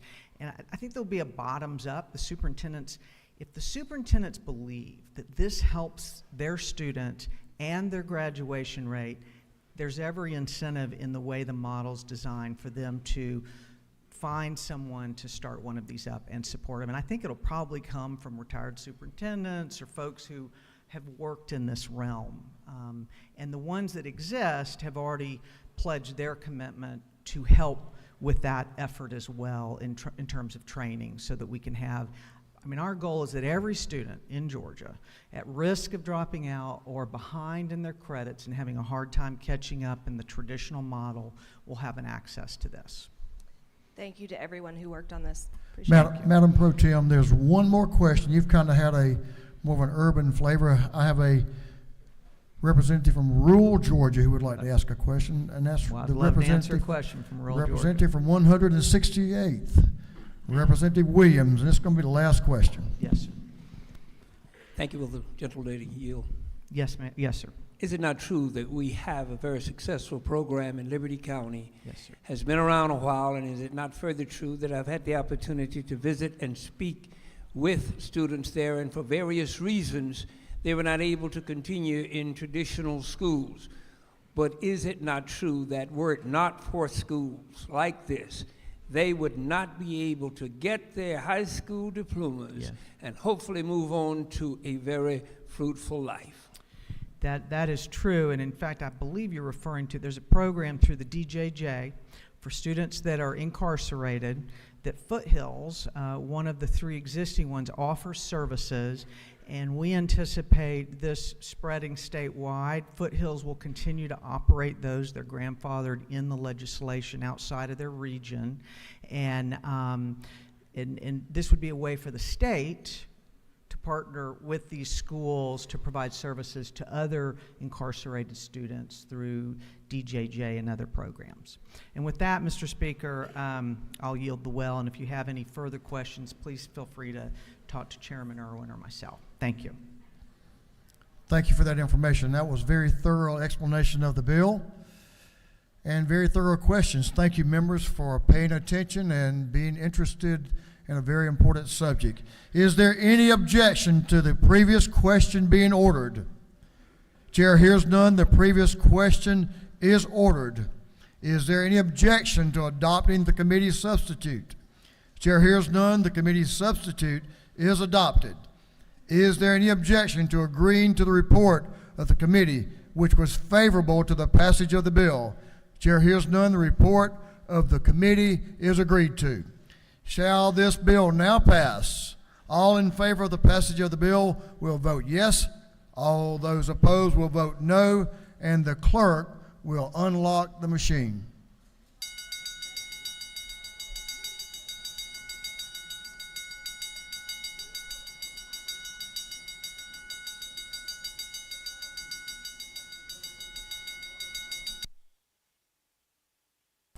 Have all members voted? Have all members voted? If so, the clerk will lock the machine. On the passage of the bill, the yeas were 170, the nays are 0. The bill, having received the requisite constitutional majority, is therefore passed. Mr. Clerk, will you read the caption to House Bill 91? House Bill 91 by Representative Wade of the 9th and others to be entitled an act to amend Chapter 5 of Title 53 of the Official Code of Georgia Annotated relating to probate, so as to require personal representatives to send notices to beneficiaries regarding the issuance of letters testamentary or letters of administration. This bill having referred to the Committee on Judiciary, that committee recommends that this bill do pass. Chair recognizes Representative Will Wade to present the bill. Thank you, Speaker, and I do owe you an apology. You're a proud Georgia Southern University graduate, and so was my guest. So, forgive me for that. Accepted. My dad was a Georgia State graduate, so thank you, sir. All right, colleagues, I'm happy to bring this bill back. I presented this bill last year, and we passed this bill as you read it last year, and we just ran out of time on sine die. This did have unanimous support from the committee process, and fairly simple, just to correct a couple of things within this title area. Requires notice to beneficiaries, just as in the case of heirs. An heir is obviously someone who would take without a will, but generally immediate family. A beneficiary is a person or a party specifically named in a will, so it could be a church or a nonprofit, those kind of things. And so the second part recognizes financial institution investment accounts that they would be allowed to be passed in a beneficiary outside of probate, just like a joint checking account, savings account, those kind of things. The banking industry and the credit union industry were agreeable to that Section 2, and I'm happy to answer any questions, and I appreciate and hope you will provide a favorable vote for this legislation. Thank you. The gentleman, will you yield for a question? I will so yield. I thought you probably would anticipate this one. The lady from the 150th House District, Representative Bentley, has a question. Thank you, Mr. Speaker. Does the gentleman yield? I yield to my friend. Thank you. And this is a serious question. I know you mentioned that you brought this bill last year, but I've had some changes in my life since last year. And can you explain to me, I'm sorry I didn't get a chance to speak to you before, but can you explain to me, now that I am going to be named a personal representative of a family member's estate, what does this bill actually mean for me? Certainly, that is a fantastic question, and I had a similar situation, and I had to perform that function for my family. And what this will allow is that you will be required to provide notification within the probate process in writing to the heir and a beneficiary. So all we're adding is beneficiaries will receive notification in the same manner to which an executor and executrix is required to notify an heir. I'm sorry, Mr. Speaker, I can't hear his answer. Can it be okay if he can repeat it, please? I'm happy to repeat for my friend. So this will require that you would provide written notification to any named beneficiaries in the will, as in current law you're required to provide written notification to any named heirs. So it just clears up that both beneficiaries and heirs are to receive written notification that they've been named through the probate process, and that responsibility will fall on the executor of the estate when that applies. So will the personal representative or executor continue their duties as an executor, or they have to wait until that beneficiary send forms back acknowledging that there is a will and they've been listed? You don't have to, there is no specific requirement for there to be a verification that they've received it. You will provide when you file the probate through the attestation process or the testamentary process that you will show where you have provided that notification, and that will be sufficient for the probate court. Great questions. All righty, thank you. Thank you. Gentleman, yield for one more question. I'll yield for one more. Representative Taylor from the 92nd has a question. Thank you. To your left. Does the gentleman yield? I do. I yield. The last sentence in here states that any representative who fails to provide this notice may be cited to appear before the court and must show cause why they should continue to act as representative. What is the counter action if they're not able to provide that cause? So I believe what this is would allow the court to ensure that their responsibility is being carried out, so that the folks that have been named and that the person whose last will and testament is supposed to be carried out, that it will have the opportunity for them to come forth. I think it would just be from a standard judgment that would be issued to act, or in a worst case scenario, the judge could find somebody else to serve as the executor or executrix in those extreme situations. I think that'd be very rare, but that process already exists, and we're not making any changes to what judges would be able to do through the probate process. Does the gentleman further yield? Sure. One last. So if I'm understanding this correctly, the estate as being, if I have a will and I've left who I want to be in charge of that, the administrator of that will, you're saying that the court can remove me because I don't file or notify the other beneficiaries? If you do not notify an heir currently in law, that is already the case. You are required to meet those fiduciary responsibilities, and there's a process that the court would go through, and it would not be instantaneous. The bill lays out the timeline. The timeline has not changed from existing law. Thank you, sir. Thank you. Appreciate the questions. And Speaker, if there are no further questions, I appreciate your favorable consideration. I yield the well. There you have no further questions. Thank you for a thorough explanation. Is there any objection to the previous question being ordered? Chair hears none. The previous question is ordered. Is there any objection to agreeing to the report of the committee which was favorable to the passage of the bill? Chair hears none. The report of the committee is agreed to. Shall this bill now pass? All in favor of the passage of the bill will vote yes. All those opposed will vote no, and the clerk will unlock the machine.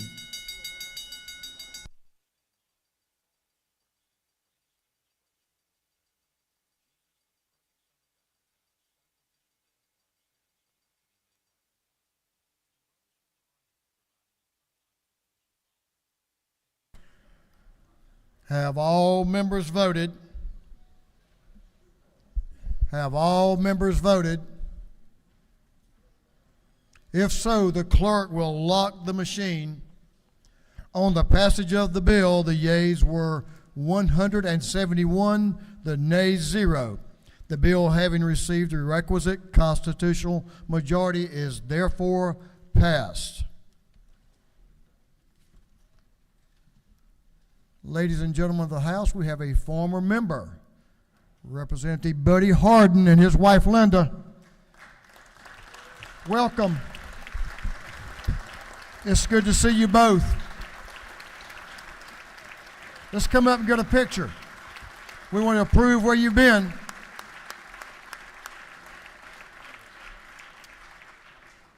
The clerk will read the caption to HB 182.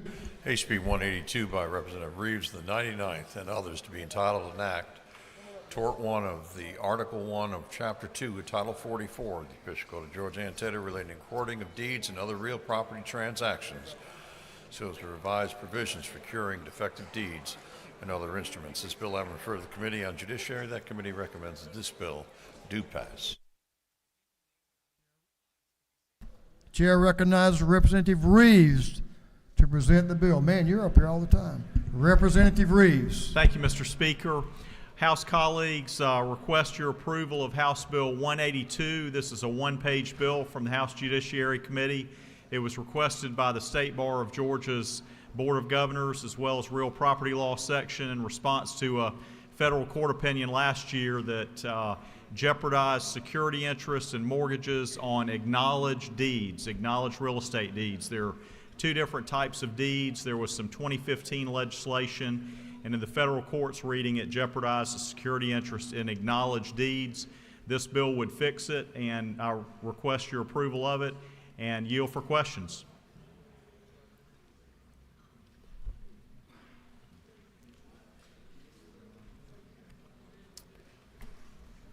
Gentleman, yield for a question. Yes, Mr. Speaker. I'm not surprised you have a question or two here, Representative. I think it's appropriate that the gentleman from the 125th House District, Representative Barry Fleming, has a question for you. Thank you, Mr. Speaker. To the gentleman in the well, my question relates to how this bill would affect a piece of property which was subject to the rule against perpetuities. But before you answer that, I would like for you to explain to us the rule against perpetuities and how it works, please. Let's hear that. That's the rule that says if there is a restrictive covenant on a piece of property that lasts more than 20 years, that it can be stricken by the court. Is that correct? Well, I'm asking you the question. Okay. This, Representative Fleming, this bill in no way affects the rule against perpetuities in Georgia. If you don't know the definition, how can you tell me it doesn't affect me?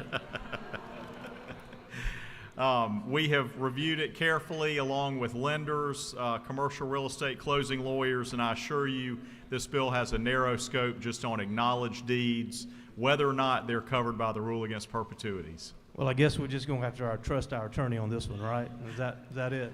Thank you, Representative Yes, sir. Fleming. Thank you, Representative. The gentleman yield for another question. Yes, Mr. Speaker.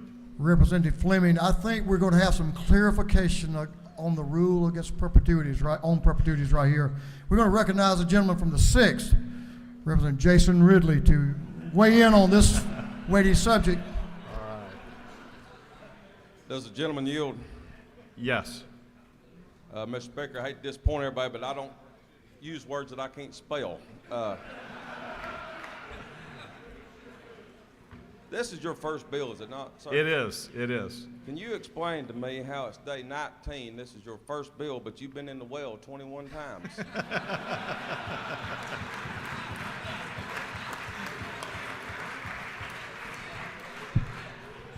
Important business from Gwinnett County. Gentleman yield for another question. Yes, Mr. Speaker. Let's go back to the lady in the back of the room from the 150th, Representative Bentley, for a question. Thank you, Mr. Speaker. Serious question. Oftentimes, I have families who can't afford to pay for their funerals, and they want to give me the deed to their property to cover the funeral bill. What does this bill that you're introducing, House Bill 182, how's that going to affect when I have families want to give their deed over to me to help pay for their funeral bill? I am glad you asked, because if someone goes to a real estate closing in Roberta, Georgia, or Reynolds, Georgia, or Butler, or Fort Valley, and they leave a real estate closing that their bank and their lawyer has said is okay, and there's a clerical error on that acknowledged deed, years later, there can be a relation back to the closing and everything's safe years later. So it would make sure that when you leave the closing, an error can get corrected without anybody losing money or losing property. So that means I will get my money for the funeral home in time for the funeral on Saturday? I don't have to wait to... Absolutely. Okay. Absolutely. So that means I can go buy a big hat after the funeral, right? That's what that right. means? If your banker and your closing lawyer say the deal is done, this bill will protect making sure that's the case. Well, thank you. Thank you for your work on the bill. Thank you. Gentleman has one more question I think he needs to answer. From a fellow practitioner, you're the gentleman from the 123rd. Chief Deputy Whip Leverett is recognized for a question. Thank you, Mr. Speaker. Will the gentleman yield? Yes. Whip Burchett and I were discussing, we wanted to make sure that the gentleman is aware you cannot also sign up to speak to your bill later today after you give your testimony. Absolutely understood. Thank you. Thanks for co-sponsoring. You're very welcome. Thank you for sponsoring the bill, and thank you for your performance today. It was very impressive. Thank you. The gentleman yield for one more. This one's really serious, and I know it's been well thought out. The gentleman from the 161st House District, Chairman Hitchens, to your left. Will the gentleman yield? Yes. Is it not true, as has already been stated, that even though this is your first bill, you've been up here many times previously? Yes, it's true, and I hear of what the gentleman speaks. We'll take note of that. And when I had the first bill this year, after I explained it, I had no questions. And you got up to speak to it to clarify what I said, and you got about 10 questions.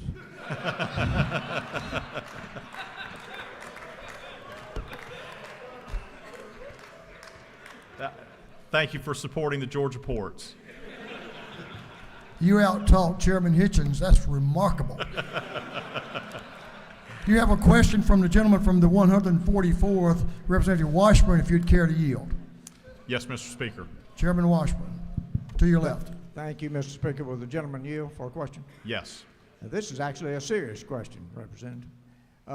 Relative to the rule in perpetuity and the restrictive covenants issue, is it not true that that can be stricken if it has not been extended formally?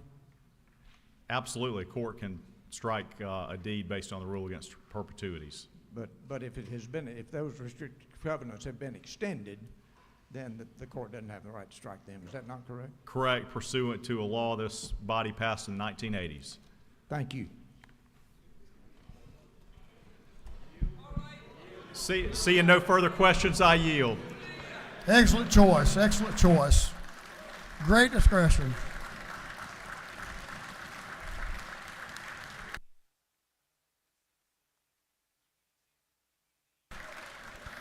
It's going to be a tough decision. But is there any objection to the previous question being ordered? The chair hears none. The previous question is ordered. Is there any objection to agreeing to the report of the committee, which was favorable to the passage of the bill? Chair hears none. The report of the committee is agreed to. Shall this bill now pass? All in favor of the passage of the bill will vote yes. All those opposed will vote no, and the clerk will unlock the machine.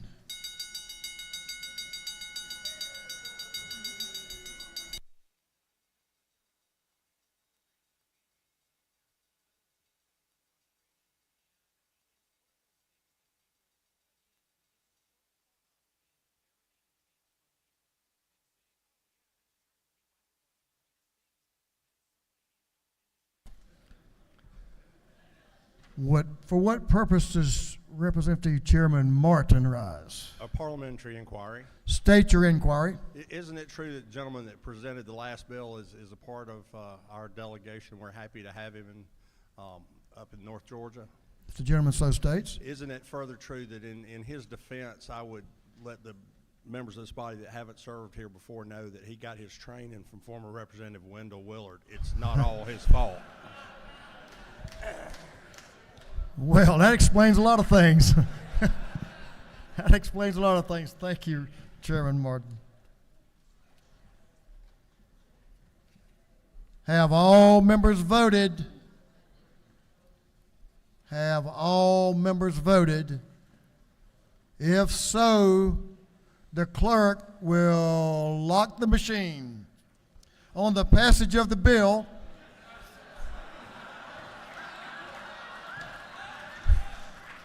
on the passage of the bill, the yeas were 171, and we'll note there was one nay. 171 to 1. The bill, having received the requisite constitutional majority, is therefore passed. You can't make it up. Congratulations.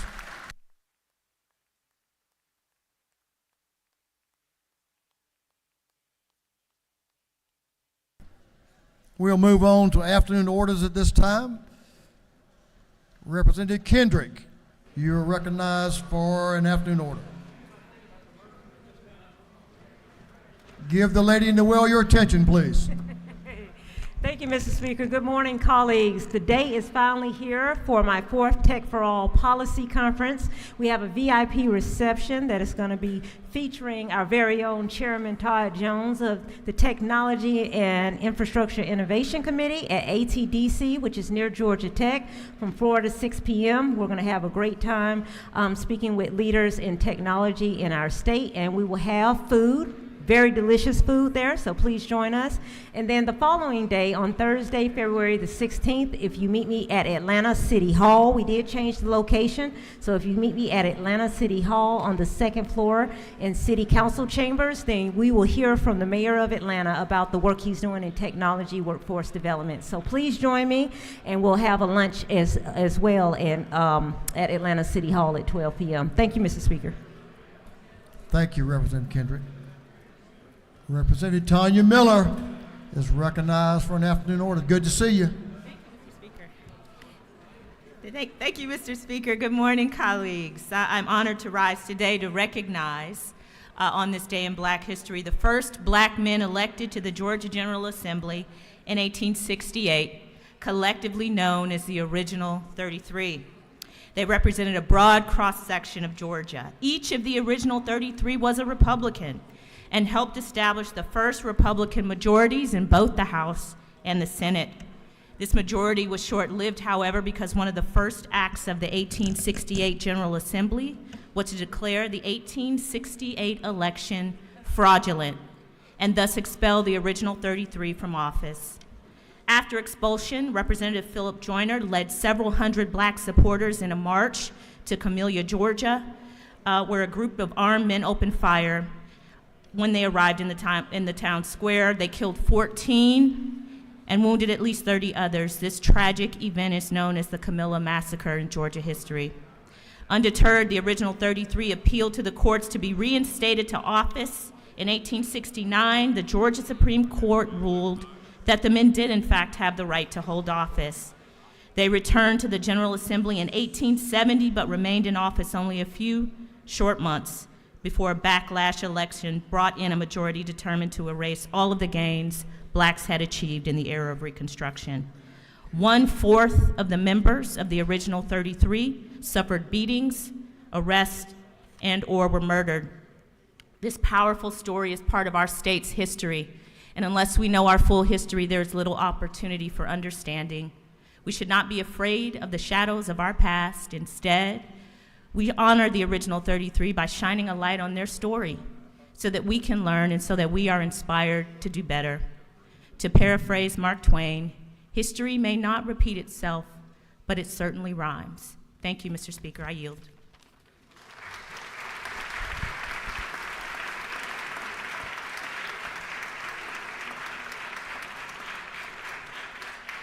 Thank you, Representative. Members, I want you to continue to give your respectful attention to our next two afternoon orders. Representative Buckner and Representative Hughley recognized for an afternoon order.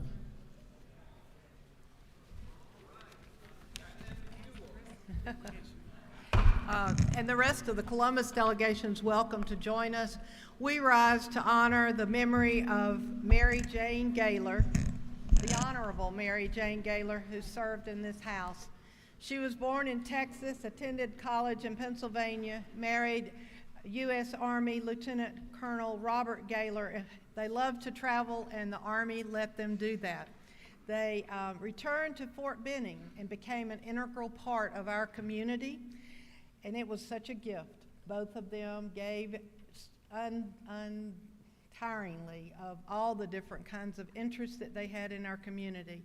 She joined Columbus State University as the librarian and an associate professor until the time in 1976 when she was elected to serve in this House. She served with a great focus on rights for women and the well-being of women and children. And when she left office, she didn't go home and just sit down and quit. She continued her dedication of service to our community. She shared many interests and dedication to not only our community but our state. And she passed away February the 7th at the age of 98. She was my friend, my network lunch partner, a fellow lover of history, and one of my very special mentors.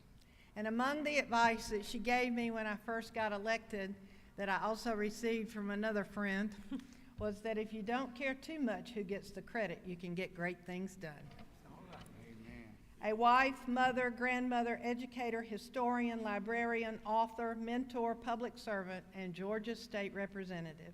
Please join us in a moment of silence, thanking God for the gift of her wonderful life and for comfort for her family, 3 children, 2 grandchildren, and 3 great-grandchildren.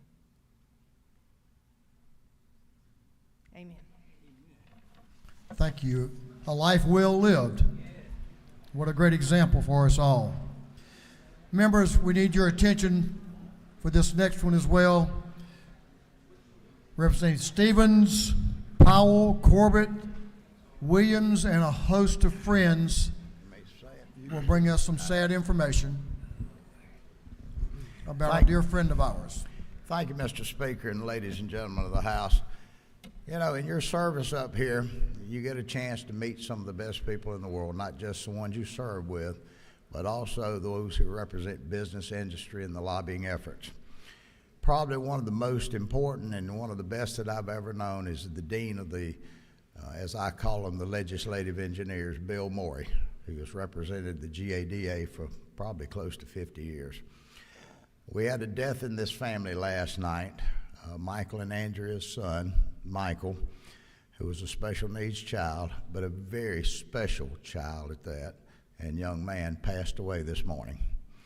I would ask each and every one of you today to to say a prayer for the family and to thank Almighty God for all the blessings that He's given all of us into this family.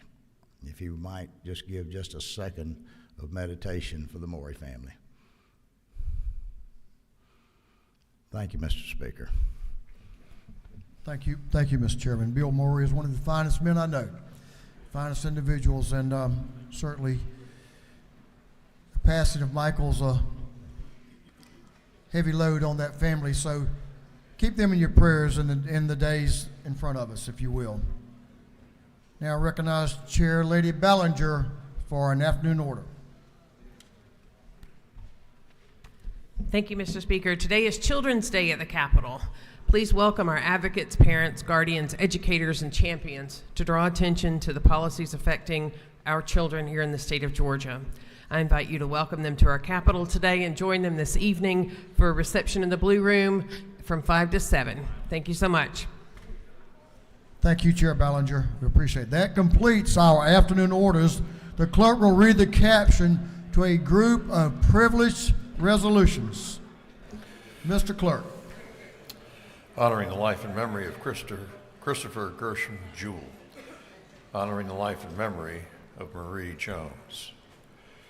Recognizing Women's Golf Day in the state of Georgia, recognizing Women's Veterans Day, recognizing and commending Mrs. Carolyn Lipscomb as the 2023 Distinguished Older Georgian, recognizing and commending Lola Walton Johnson upon the grand occasion of her retirement, recognizing and commending Maydeen Cummings upon the grand occasion of her retirement, recognizing and commending Reverend Robert Ward Sr., recognizing and commending Mary Smalls Bennett on our outstanding public service, congratulating Josie Stewart, recognizing February 20th, 2023 as Alpha Kappa Alpha Sorority Inc. Day at the State Capitol, recognizing and commending the Rotary Club of Gainesville upon the grand occasion of its 100th anniversary, recognizing and commending Woodstock Fire and Rescue Chief Dave Sumas on his outstanding public service, recognizing and commending the statewide Independent Living Council of Georgia, recognizing February 16th, 2023 as Alpha Phi Alpha Day at the State Capitol, recognizing February 17th, 2023 as Charles Pope Day, and for other purposes. That completes the reading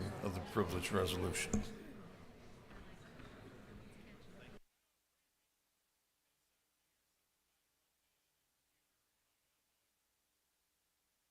Is there any objection to adopting the privileged resolutions? Chair hears none, and the resolutions are adopted. For what purpose does Chairman Corbett rise? To make a motion. State your motion. Make a motion that the rules of this House be waived so that the bill can be read and assigned to a committee for the first time. Clerk will read the caption. Unnumbered House Bill by Representative Corbett of the 174th and others to be titled an act to amend Part 3 of Article 2 of Chapter 4, Title 12 of the Official Code of Georgia annotated relating to surface mining so as to revise maximum criminal penalties for violations. On the gentleman's motion that the rules of this House be temporarily suspended so a bill can be read for the first time and assigned to committee, is there objection? Speaker assigns this bill to Natural Resources and Environment. We'll move on to our announcements. Chair recognizes Chairman Corbett down front, if you will, to make an announcement. Thank you, Mr. Speaker. Upon adjournment, we will have the Rural Caucus lunch over at the Ag building. Department of Community Health will be there. They have a program discussing a program that's going to help our rural hospitals. So anybody that has a rural hospital in their district, please plan, come to attend. And also at 9 o'clock in the morning, the Driver Safety and Services Subcommittee of Motor Vehicles will be meeting in room 606. Thank you. Representative Jasmine Clark is recognized for an announcement. She may have gone to the meeting. Chair Lynn Smith. No, here she is. Take your time. Take your time. Right. Representatives recognized. Thank you, Mr. Speaker. Apologize for having to run. I have several announcements. Number one, if you are a member of the Georgia House Democratic Caucus or a member of the Georgia Legislative Black Caucus, please let me know ASAP. Like, I'm talking like before we leave the chamber, if you can come to the Tyler Perry Studios tour on Friday. I have to know ASAP because they are asking for a head count. Also, there is lunch in 510 CLOB. Also, please be on the lookout for information about our photo and press conference. Thanks, Mr. Speaker.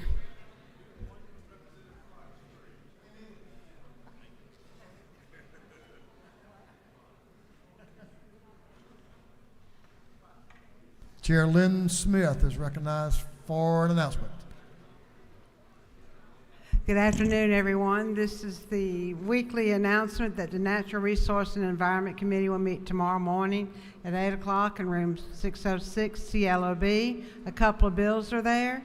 And again, as always, please pay attention to any new announcements and look on the bulletin board outside our room. Thank you.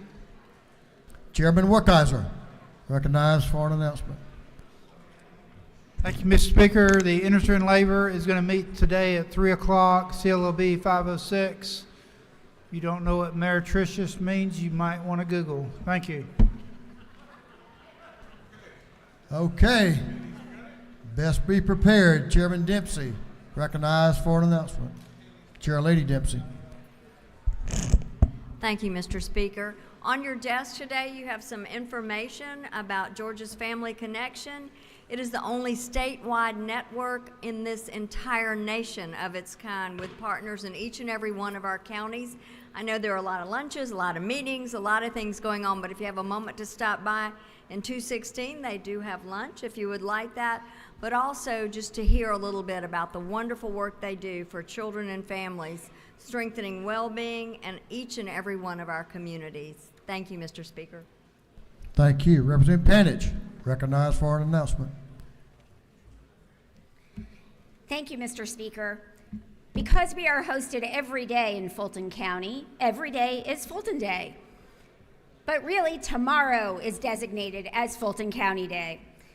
It will begin tomorrow immediately after adjournment, or at 2:30 in the Capitol with a reception. Also, the Fulton County Joint Delegation will meet tomorrow at 4 p.m. in 605 CLOB. Thank you very much. Thank you, Representative. Chairman Collins is recognized for an announcement. Thank you, Mr. Speaker. The House Public Safety and Homeland Security Committee will meet today in room 506 CLOB, and we're going to take advantage of having a little working time tomorrow to have another meeting at 11 o'clock in 506 CLOB. So 2 meetings. Hope everybody can attend. Thank you. Did you say you're having a meeting at 11 o'clock tomorrow? Good work, Mr. Chairman. Chairman Bonner is recognized for an announcement. Thank you. Defense and Veteran Affairs Committee, today, 2 p.m., 5:15 CLOB. We have an important piece of legislation to take up. Thank you. Chairman Dean Green is recognized for an announcement. Thank you, Mr. Speaker. State Properties Committee meeting today at 2 p.m. in 403 of the State Capitol. This is our yearly bills that we will consider, and one of them happens to be the Speaker of the House's bill. It should be a quick meeting that we will have. And one other thing, Representative Becky Evans brought to our attention to the state properties that people were having some difficulties going into CLOB. They were falling, and I went over to see what was going on. Our ADA is looking at that because I became one of those individuals that fell over there. So we are going to look into that and see what we can do. Thank you, Mr. Speaker. We'll check that out. Thanks for making everyone aware. I hope you didn't jinx your meeting with that announcement. Chairman Mitchell, recognized for an announcement. Thank you, Mr. Speaker. The Georgia House Democratic Caucus meeting has been converted to a Zoom meeting. Please come by 6:05, grab your lunch, and go to Zoom. Thank you, Mr. Speaker. Thank you, Mr. Chairman. Representative McLean, recognized for an announcement. Thank you, Mr. Speaker. The Working Family Caucus will meet tomorrow at 11:45 in room 307. That's our Thursday lunch, and we'll be talking about different perspectives on how to address housing challenges. So that's tomorrow at 11:45 in CLOB 307. Thank you, Mr. Speaker. Thank you, Representative. Representative Seabaugh is waiting patiently, so pay attention to this announcement. Thank you, Mr. Speaker. The Appropriations Health Subcommittee, under the distinguished leadership of Chairman Darlene Taylor, will be meeting today at 1 o'clock in CLOB room 406. Thank you, Representative Seabaugh. That completes our announcements. No birthdays today. Amazing. We do have pages that have served us well, so if you have a page, join us down front and have a photo with your page. Chair now recognizes the Majority Leader. Pay attention to this announcement, Mr. Majority Leader. Thank you, Mr. Speaker. I move that this House stand adjourned until 1 o'clock p.m. on Thursday, February 16th, 2023. On the motion of the Majority Leader of this House, that this House stand adjourned until 1 p.m. Thursday, February the 16th, 2023. They're all ready. All those in favor will say aye. Oh, come on. All those opposed say no. The ayes have it. We're adjourned.